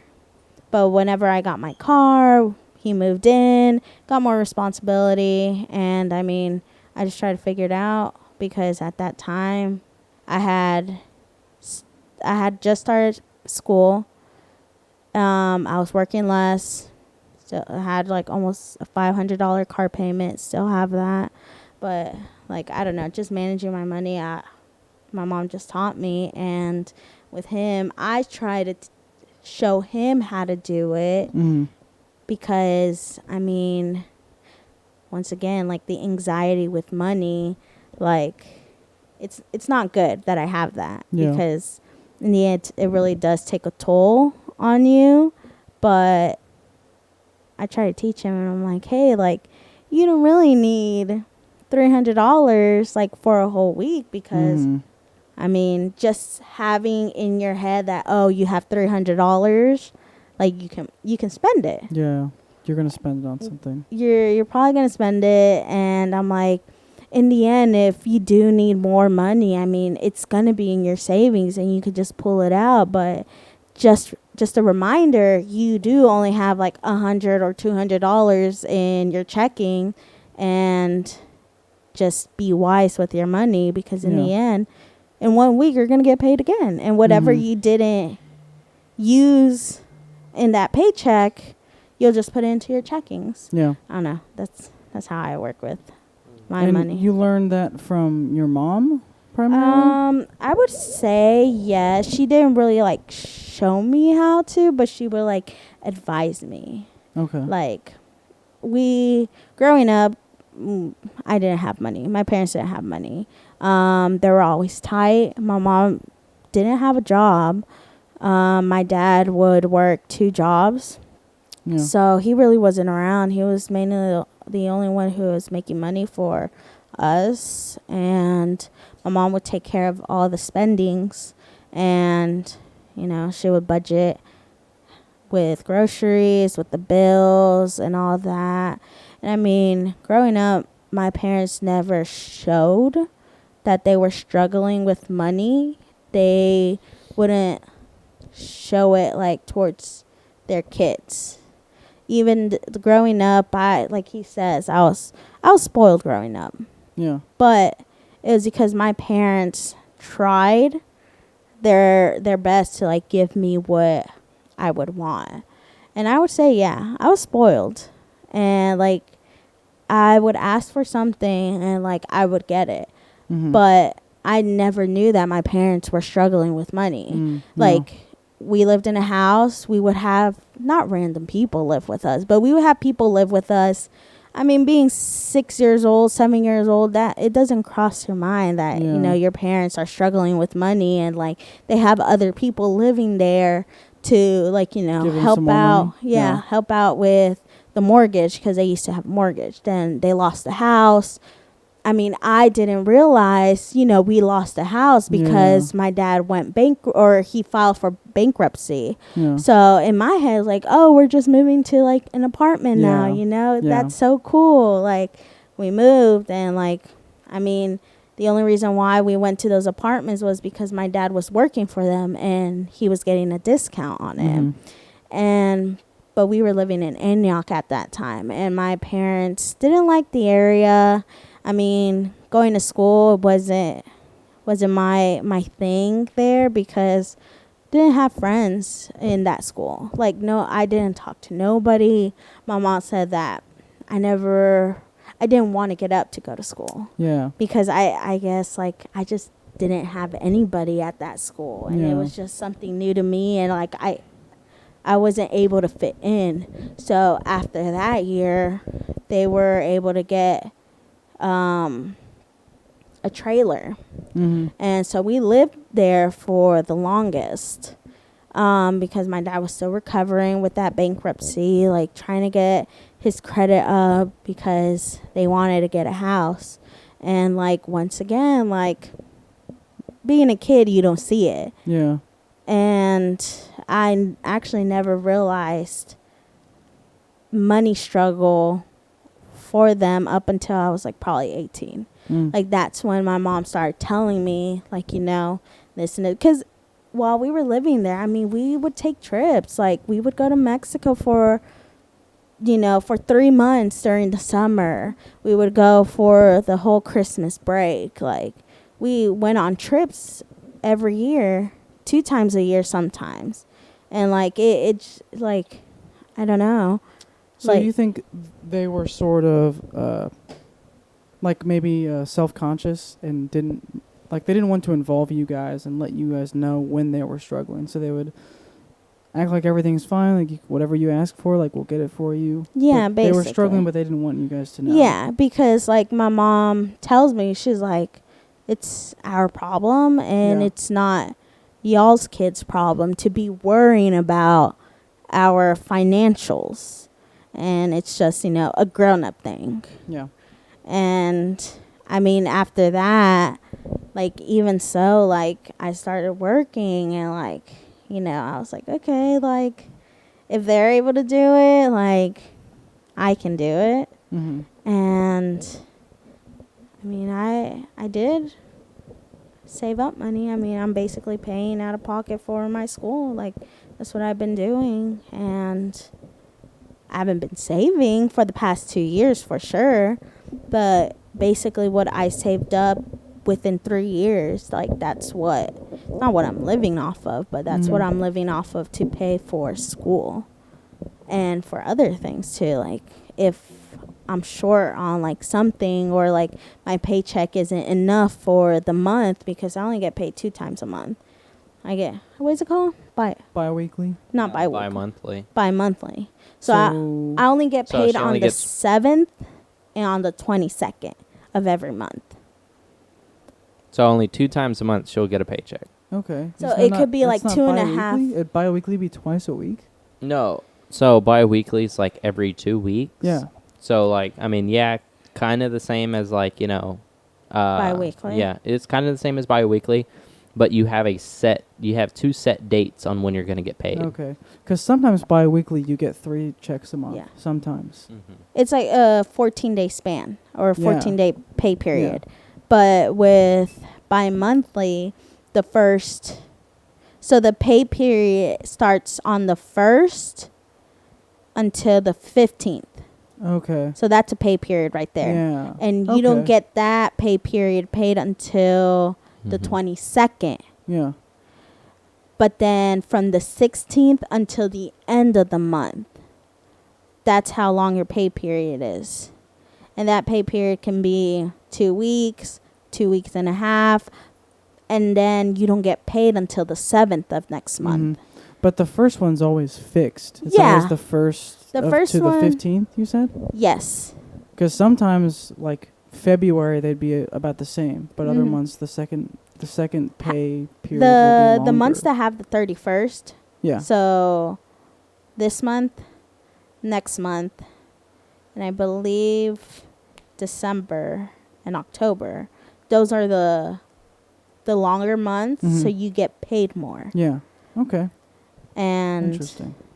yeah, that's what I've noticed. That could be nice too, because instead of a constant, like if you get bi-weekly Mm-hmm. and you work the same hours every single week, it's typically you're bringing in the same amount every single time. Yeah. But with something like that, that could be kind of nice, especially on the end of the month. Mhm. That check, because then it could be higher, but you're expecting it to be like the same. Yeah. right? And you're like, oh, some extra money. Yeah. Hmm. Yeah, that's the Interesting. only thing about it. But I mean, with that job, with the assisting job, I can't really save Yeah. because it's kind of a struggle for it to be only being paid 2 times a month. Yeah. Because like, it's not that I rack up my credit cards, but whenever I'm working my full time, which can vary too as well, I don't get my full 80 hours. I can, and then I can get over 80 hours, but then I can get like 70 hours. Yeah. So it varies, and I try not to go over my 150 on each credit card, because I mean, I have everything set what I'm going to pay for every Yeah. time that I get paid. Okay. And so that it really doesn't, it leaves me with money for the next 2.5 weeks, but it's not enough money to put away, Mm-hmm. because I mean, I will say we like going out, Yeah. and it's not the best idea to be going out, because I mean, it's not we're tight on money, but I mean, if we really want to, because I really don't want to be living with my parents in a few years. Yeah. Just depending on our situation, but realistically, I don't want to. I want to have our place of our own, and I don't want to get an apartment. I want to actually get like either a townhome or a townhouse or like an actual house, like, because I mean, if we're going to be putting money towards our rent, why not just put it on something that We're gonna own. we're going to Yeah, own? I got you. And that's my idea. And if we really want to do that, we can stay with my parents a little bit longer to at least get that money saved up. But at the same time, like, do I really want to stay even after I finish school and actually get, like, you know, a decent job? Yeah. And hopefully by that time, he's, you know, gotten promoted and he's making way more than he is right now. Then that's something else to think about, because if he's... Yeah, they've been projecting that in the 5 years that I'll be with the company, like in 5 years of me being with them, I'll be at a point to where I could either be a senior manager, which is a step below a store manager, or I could be a store manager. Wow. And have my own store. Yeah. And at that point, I get the You huge told me bucks. that even the store managers, they still don't get paid salary, right? Or they do? Yeah, no, they don't. So everything is hourly in the store. Wow. That's interesting. Yeah. But then again, he also gets these bonuses, which are based off of the store's profit percentage. Yeah. So I want to say if they hit like the first 300,000 for the year, then they end up getting they'll go from 10% of the profits to 30% of the profits. Oh, wow. And then it continuously, That's cool. yeah. And so the thing is, it stays at 30%, but it goes based off based off of how much money you've made for the year so far. Yeah. So if you've made about 300,000 in the first portion of the year, you get instead of getting 10%, you get 30%. Yeah. Right. Well, you still get that 30%, but say you make about 500,000 by the next time they're technically bonuses. Yeah. But by the time the next bonus comes around, right, you end up getting about 30% of that 500,000. 30% of that one too. Yeah. Okay. And then you keep getting 30%, but so that's... that means he got big old bonus last Yeah, month. He's going to get a big old bonus. Yeah, he's going to get a pretty huge bonus because, like I said, we hit $1 million. Yeah. And, he's going to get 30% of that? Huh? He's going to get 30% of that, theoretically? Yeah. Wow. 30% of that, yeah. And so, supposedly they make over 200,000 a year, the store managers. Okay. And Just that's on like salary base. alone. Yeah. Yeah, No. base salary. Base- And that's without those bonuses. Yeah. Because What they time get... do you guys have to get out of here? You said you'd normally go to bed around like 9. It's like 9:30. Yeah. I got work tomorrow. She does have my work God. tomorrow. It's okay. As long as I don't have work tomorrow, it's fine. Yeah. He's the one who struggles getting up. I do. We will come home from being out till like 1, and it's like not even like us, you know, trying to stay out till 1. It's like everyone's like, no, don't go yet, no, please don't go yet. And we're like, okay, fine, we'll stay for like 15 more minutes. And then we'll get home by like 1 o'clock, or because like where we were at is like such a far away drive, like we're supposed to be home at like, 11. Yeah. But then we don't get home until like 12 or like 1. But she'll get up in the morning like nothing fucking happened the night before. And she's like, come on, bro. Like, come on, just wake the fuck up. I'm like, dude, it's a lot harder than it fucking looks, okay? I have my alarm like at 4:44 for some reason. I don't know why. And like I let it go off, and then it goes off again at 5. And I'm like, okay, like I need to get up. So like I start waking up, and then I turn over. And I'm like, good morning. I'm like, come on, wake Yeah. up. You know, like how we've been sitting here this whole time. Yeah. Right. Dude, honestly, I can sit like this the whole fucking day and I'll be fine. She says that she has to sit down for like the entire procedure, which can take like a couple hours, Uh-huh. you know? And she's like, oh, I'm so exhausted. Which, I mean, in her right. I mean, like, she doesn't have to do, like, she hasn't experienced the labor that I have to fucking go through. Yeah. I've been telling. Also, I told you that this morning that I didn't get the job, right? Yeah, you told me that. It's okay. I applied again to like become a server at Olive Garden because, I mean, this semester coming up, I'm only working 16 hours. And once again, we get paid 2 times a month. And that's not going to work for me. Mm-hmm. So I applied. And, like, my scheduling isn't ideal for sure. Like, as a server, like, they would like you to be there weekends and, like, a little bit of weekdays. But, like, that wasn't my availability. And, like, you know, whatever. I was like, I'm just checking it out. I need to see, like, you know. But I understand it's not ideal. But, like, you know, whatever. And I got an email this morning that they weren't going to take me on. And I'm like, okay, that's fine. Like, you know. Was it the same one that you worked at? A different one? I applied to the one in Franklin because since I already right go down the street. It's right down the okay. street. It's right down the street from my actual cool. job, school, and it's literally in the same area. And like, I mean, it was gonna work out for me because after school, it's like a 10-minute drive.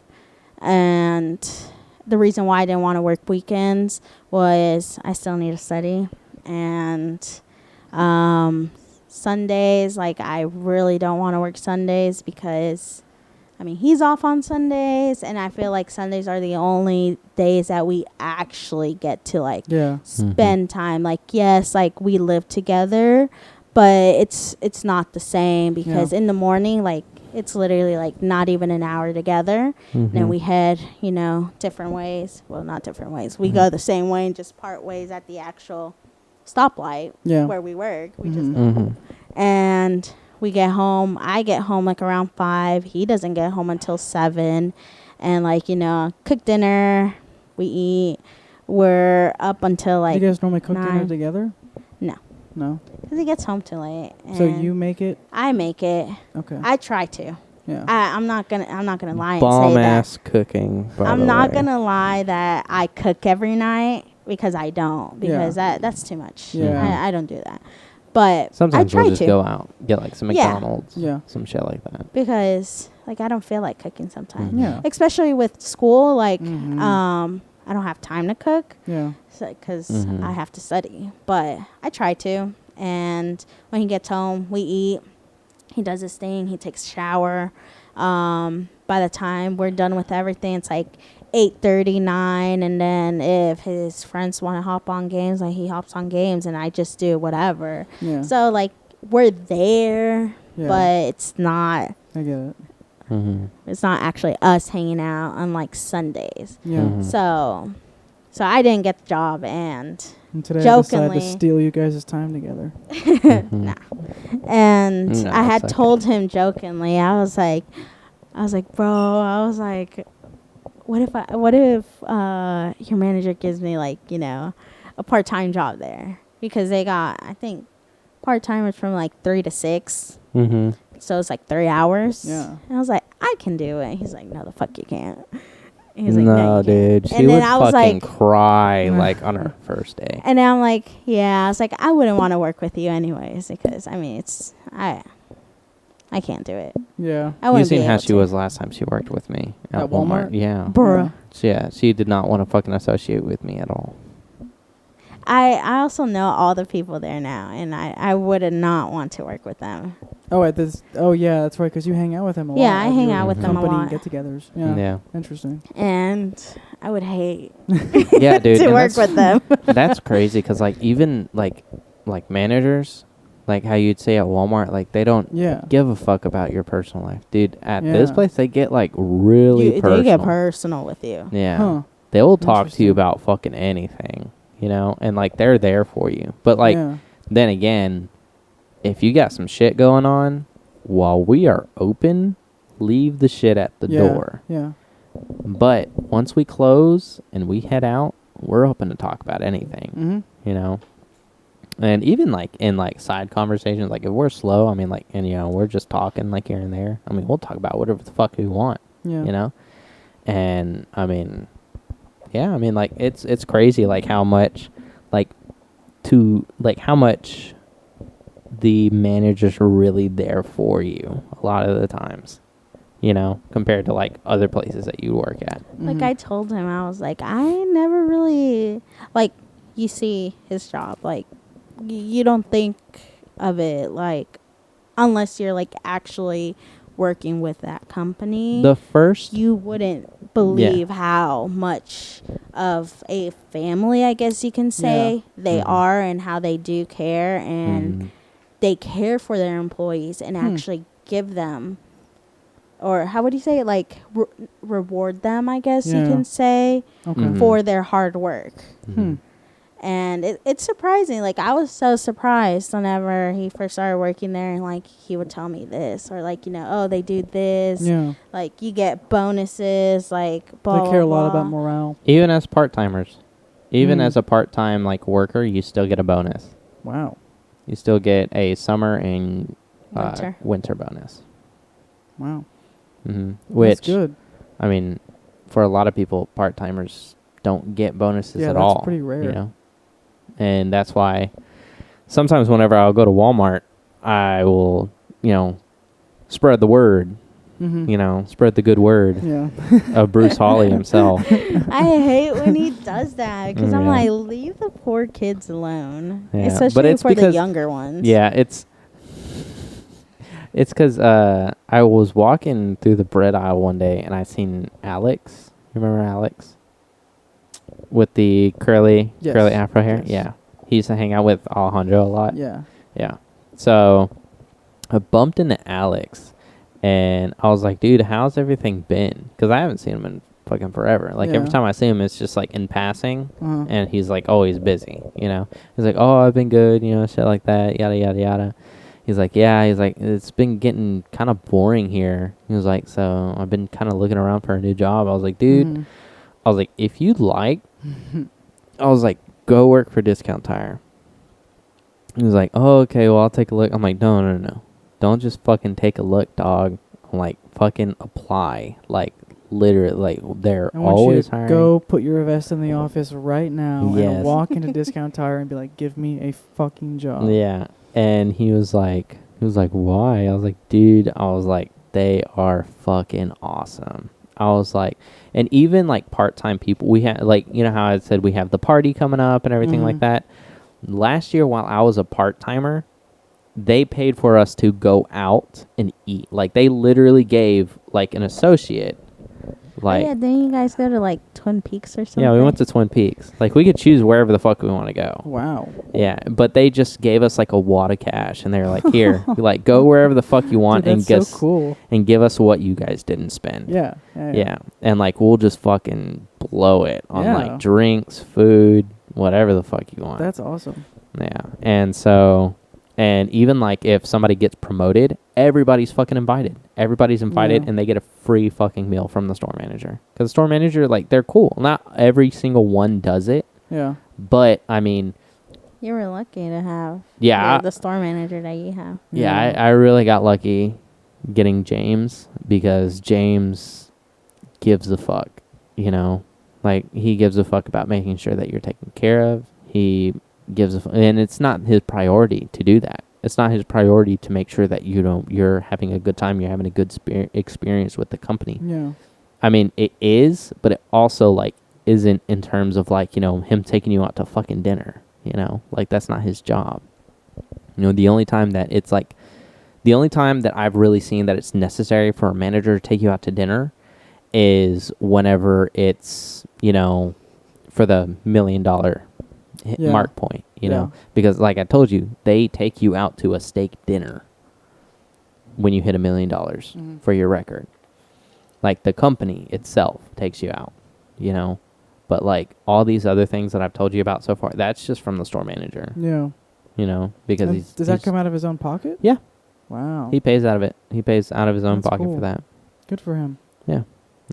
And I mean, a lot of the, and here's the thing, a lot of the profit that he gets, because how these stores run is it's not like a, how would you say it? It's not like a, what's it called when like there's like a major company, but like they let other people. Chain? It's kind of like a chain. No, It's what like is? independently owned? Yeah, the what It's you know. not a franchise. A franchise. Oh, Yeah. okay. So it's like you can own that store, like that is your store, Yeah. but it's like owned by the company. They Yeah. let you run it. Yeah. You know? Okay. It's not a franchise, but you like literally they act like it is a franchise. Mm-hmm. You know?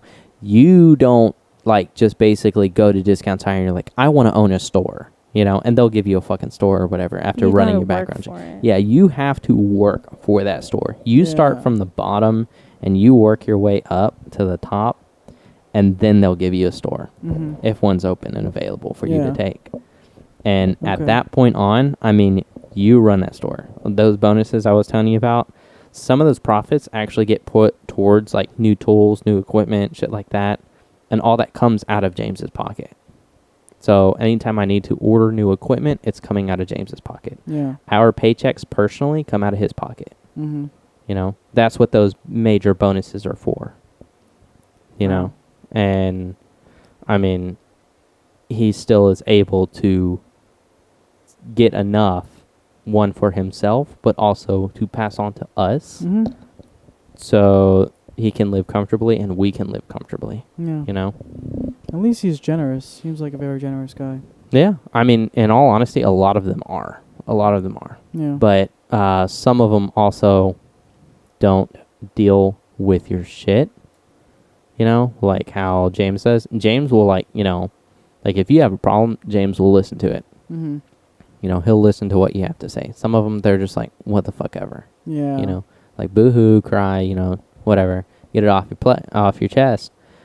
But later on, like, in the end, they will take care of you. Mm-hmm. They will make sure that you are being taken care of, and they'll make sure that you are hitting the goals that you need to reach in order to keep moving up, Yeah. And, I mean, literally in every store, they have a poster saying, we promote from within, Mm-hmm. or 100 people or 100% of employees start from within, Yeah. Okay. like that's a poster in every Discount Tire. And I mean, I don't know. I really did not think I was going to find a job like that, unless like, I go to college or some shit. And even the VP that I was telling you about earlier, Yeah. he didn't even go to college.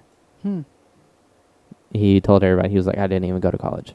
He was like, I was able to make it as like a salesman. He was like, because like you didn't need college or anything like that for like a salesman. He was like, but like to run a store, he was like, I ran my own store for a time. He was like, Yeah. and I didn't go to college for that. I didn't take any business courses or anything like that. He was like, I Wow. didn't need it. He was like, because they teach you everything there. Yeah. They even have a course called DTU, Discount Tire University, Mm-hmm.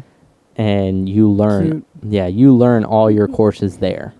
Yeah. Like you end up becoming DTU certified in anything. How to Mhm. be a technician. You become DTU certified on how to be a crew chief, coordinator, assistant manager, 5S. It just continues on until you're all the way at the top. Mm-hmm. But yeah. Wow. Mm-hmm. But, I mean, it's at a point now to where they are really focused on trying to get people promoted. Mm-hmm. They really want people to get promoted because, I mean, it benefits everybody in the end. The people who get promoted, they get more money. The company, they get more stores. Basically, everywhere you turn around, there's going to be a Discount Tire. And that's their goal. And that's not a bad thing either. Because, I mean, like, how many fucking times have you been, like, in a flat, Yeah. Have you had a flat? Or how many times have you had, like, a tire blow out on you? Shit like that. It's not a lot, but it does happen. It does happen, and you definitely want there to be some sort of blanket for whenever that does happen. Mm-hmm. Some kind of backup. Yeah. And they offer so many cool, like, fucking packages, too. Like, I didn't know that you can have, like, a fucking warranty placed on your tire just itself. You know, and it's not a warranty, it's a certificate. Because how they explain it is that warranties have loopholes.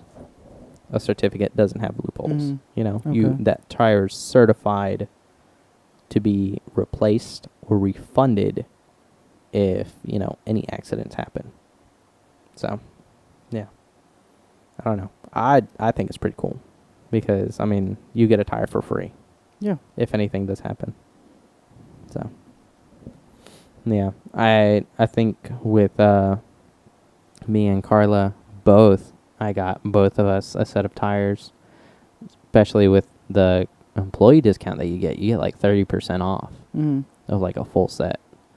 And so I was able to get mine, which normally runs at about like,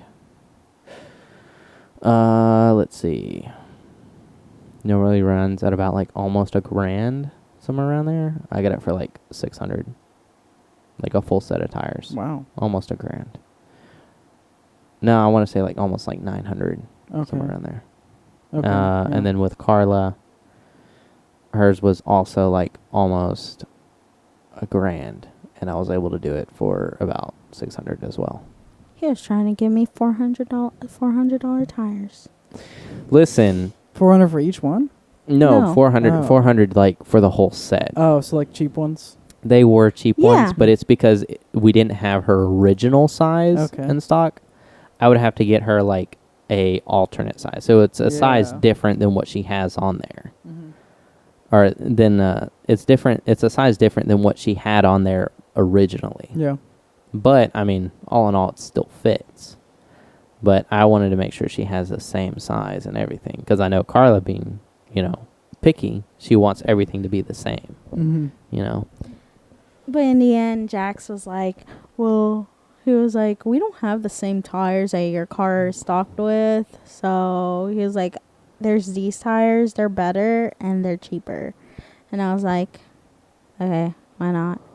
Yeah. And I think his senior manager actually had to go out to the Brentwood store and get the tires because they didn't have them in stock. Yeah, we didn't have them at our store. Okay. So our senior manager like left and picked it up from another store and came all the way out there.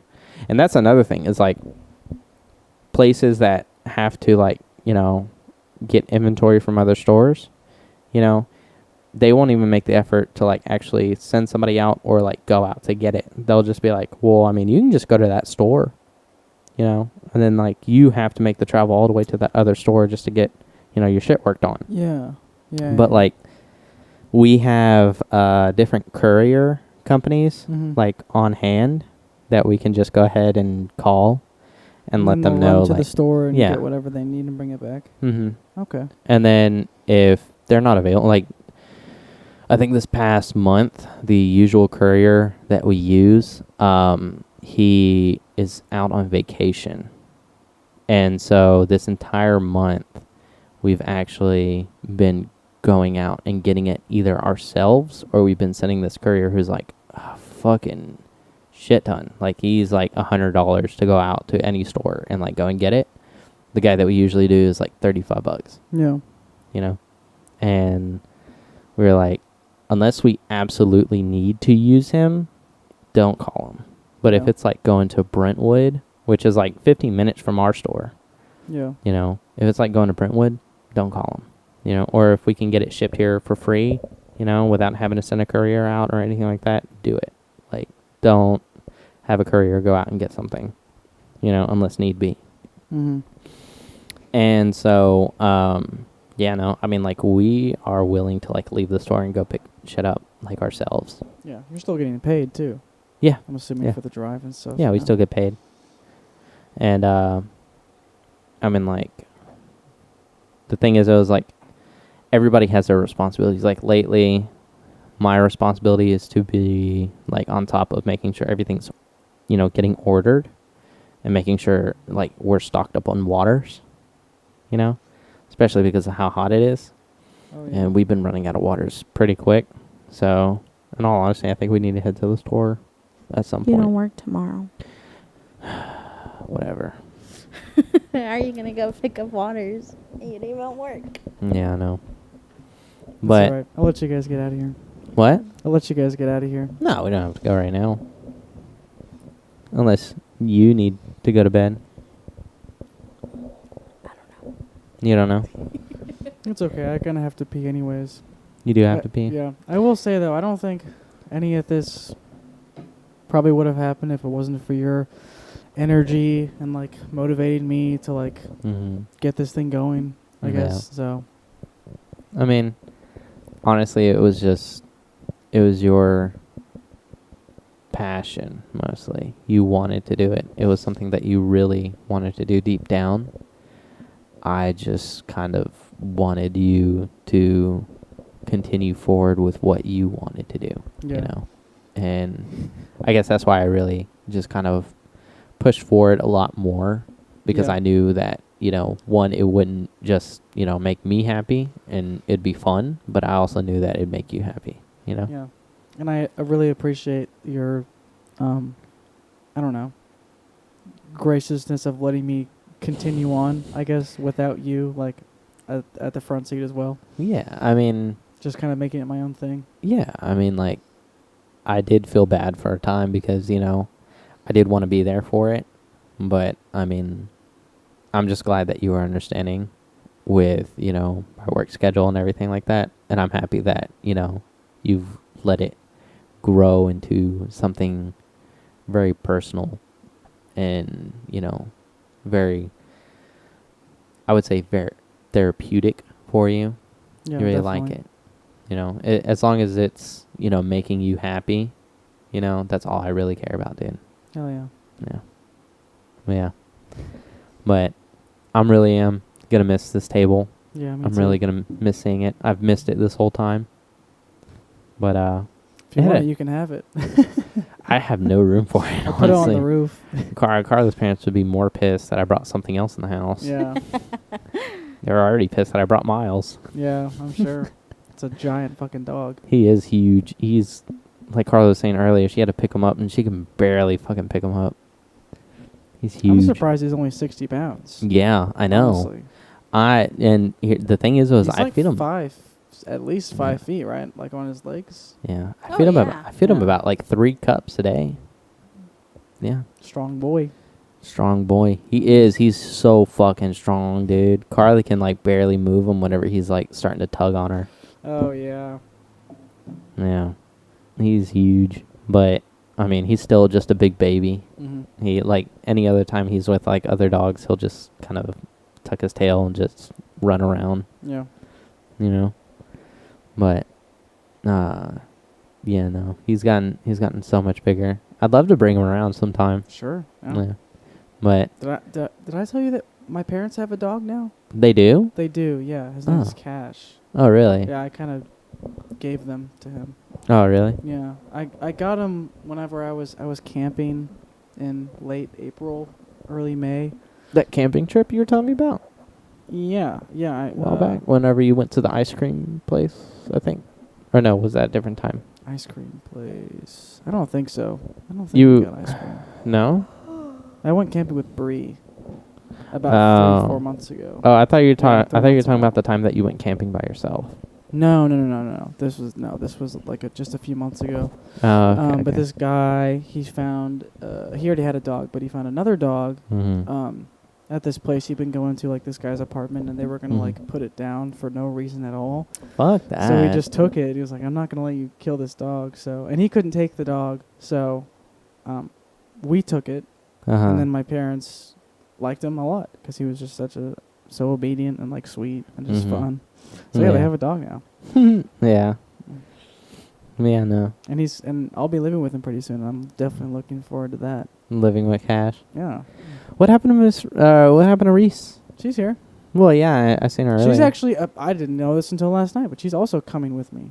She's Oh, really? also apparently she's also staying on my parents because the place that Caleb's going, there's a big. no I think pet. it's a German Shepherd. Oh. He's staying with a guy, and he's got a big German Shepherd, and apparently they did not like. Plan it out. No, They just- didn't like each They other. did not like each other. Yeah, Caleb said that he thought the dog was just like the dog went into like attack mode. He was gonna kill her, so he was like, "Yeah, it's not happening." So she's coming with me, I guess, too. So yeah. You think Cash would be okay with her? Yeah, there's already another cat there. Her name's Tigger. It's like an really old family cat. She's like probably 14 now. She's old, and yeah, he really like gives her space. Like there's this like beanbag. It's like a little beanbag, I guess. Yeah. And he uses it, but only when she's not there. On it. Yeah, whenever she's on it, he'll just walk by. Yeah. But I don't know. He uses it whenever I guess he can, and then she'll kick him off sometimes. Just like walk up. I think he just like walks away. Yeah. He gives her a space though. So yeah, I know. don't think I know. Miles, Reese and Jinx, I want to say, were the only cats that Miles like never really had like any type of aggression towards. Because there was a neighborhood cat that would like sneak into our backyard when he first moved in. I don't know if I ever showed you the video, but Karla's dad got it at one point, and the cat was like Miles's doghouse was like in the backyard, and the cat's like sneaking around the doghouse, and like it was like curious, like what the fuck is in there, and like it sees Miles, and it stops, and then it starts backing away. Yeah. And then Miles just kind of like, you can kind of see like his nose kind of like sniffs. And then like he just kind of like that. He stares at it? Yeah, and he's just like staring at it. And he just like gets up and he's like coming out of the house, and the cat like kind of gets close thinking like, oh, well, I mean, he's probably just wondering who the fuck I am. Yeah. Or something like that. And I don't know why the cat got close to it though. Yeah. But he got close to Miles, and then Miles just kind of like fucking lunges towards the cat, and he was like on a like a chain, like a leash. Yeah. And so when he lunged towards the cat, like the cat fucking ran, and Miles like went to go run after it, and he like yanked on the chain, and he like just kind of fucking stopped, and he just like looked at the cat like just run away. And he wanted to get it. Yeah, but when he sent us the video, dude, I was just fucking dying because like it was just like a Tom and Jerry type cartoon. You know, it was so fucking hilarious. And he was watching Narcos in the background, and it had like some kind of like opera, like dramatic music playing. Yeah, dude, I was fucking dying. But yeah, no, I mean like any other cats, like he does not like cats. Okay. Except for I had noticed like whenever we would bring him out a lot over here, it was like Reese and Jinx he would be okay with.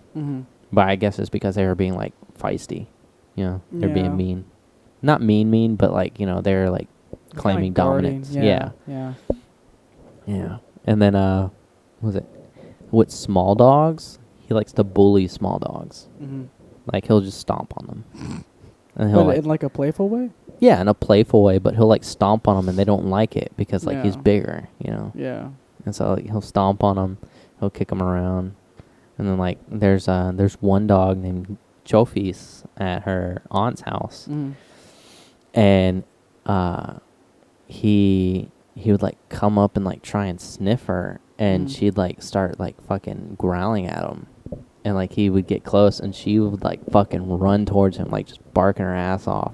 Yeah. And then he just like fucking hides underneath like my chair and everything. And Choffi's just like starts walking away, and he's like trying to go out and like sniff her again. Yeah.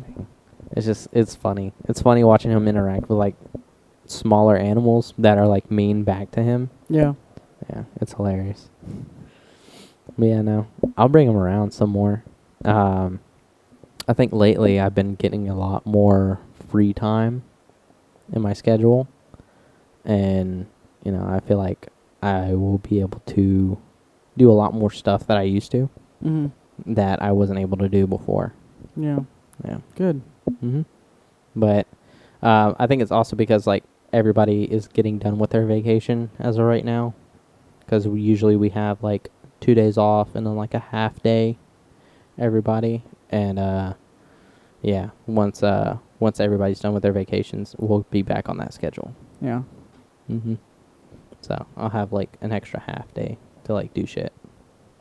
Okay. But yeah. Well, you guys are both beautiful people. Thank you. I try. Thank you guys for hanging out and talking. Thank It's you for good to see having you us guys here. again. Yeah. Good to see you too, man. Yeah. It's sad to see the table go. But Yeah. I'll send you a video whenever I dump it. you're gonna dump it. Yeah. I'm gonna put it in some kind of trash thing. Dude, Whatever I can find. you should do like a ceremonial thing, but like destroy it. But, like- Yeah. I wish I had access to like a bulldozer or something, so I could just kind of set it down and just like crush it. Oh, just Like do it myself. Like Yeah. that'd be nice. yeah, dude, you can like rent them from like Home Depot. Yeah, I need like a license for that though. No, You don't need a license to drive one of those? dude, you have like fucking illegals going going to Home Depot. Like, no offense, but like, you know. But they probably have licenses to drive that thing, right? My dad has rented bulldozers before, and he does not have a license in any of that Wow. shit. Yeah. Okay. Mm. I'll You don't have to have consider a it. license. But yeah, it's pretty fun though. Like using a bulldozer. Yeah. I've used one before. Yeah. I've also used a That sounds jackhammer. fun. Jackhammers, Jackhammer sounds fun too. dude. Jackhammers will fuck your arms up, dude. Yeah, I can imagine. Yeah. But they get really sore the next day. Yeah, they do. But it's like really fun because like when you're doing it, like your arms are like noodles and they're like vibrating, and you can see like the Yeah. fucking after image and shit. Yeah. Like, you know how like you do this? Yeah. It's yeah, kind of yeah. the same as that, but like with your home fucking Yeah, arm. it moves so fast. Yeah, it's so fucking funny. Yeah, or like you ever seen the Flash, like CW, Flash, where he like goes to phase through like the wall and like his hand like starts vibrating like really quick. They did that in the new one. Yeah. Yeah. Where he starts vibrating like super fast, Mm-hmm. like he can pass through walls and shit. Yeah. Yeah, it's the same thing. Okay. Like that's what your That's how it arms look looks like. Oh Yeah, my god. yeah. That's crazy. Your shit goes so fast. Yeah. It's so fucking hilarious. Well, yeah. All right, Dude, man. I need to talk to Froy and shit and everything next, because it's been a while since I've seen that dude too. Yeah. Yeah. Hit him up. I'm sure he'd Yeah. like to see you. Yeah. I want to hit up. I want to get like everybody together again Yeah. at some point. You know, like how you were saying, big groups and shit. Mm-hmm. Yeah. The big groups, the Waffle House get-togethers and stuff. You want to go to Waffle House? We'll No. see. Let's We'll go see. then. Huh? I said, we'll see. Let's go then. Oh, okay. All right. All right. Well, Thanks for listening. Anyone? yeah. Who Uh, decided to listen Yeah. to us just babbling on Yeah. for no reason? But And a big farewell to my brother in Christ, yes, Franklin. yes, the Frank, Yeah. which is what they actually called monks, Christian monks. The Frank? Yeah, they would call them Franks, Why? Christian monks. They were called Frank. I don't know. I have no fucking clue. But that's That's where like the interesting. name come from. Like, oh, it's Frank. Like, let's be frank? I don't know. Hmm. But they would just call them Franks. Interesting. They were the ones where like they had the hair like in Yeah, a donut yeah. and like bald on top. Yeah. Yeah. Disgusting hairstyle. I don't know how they did it. I mean, I'd kill myself. Yeah. That's pretty rough, man. Yeah. But signing off, Yeah. the Frank and Jason. Me too. Mm-hmm. Bye, everybody. Bye. Bye. Bye.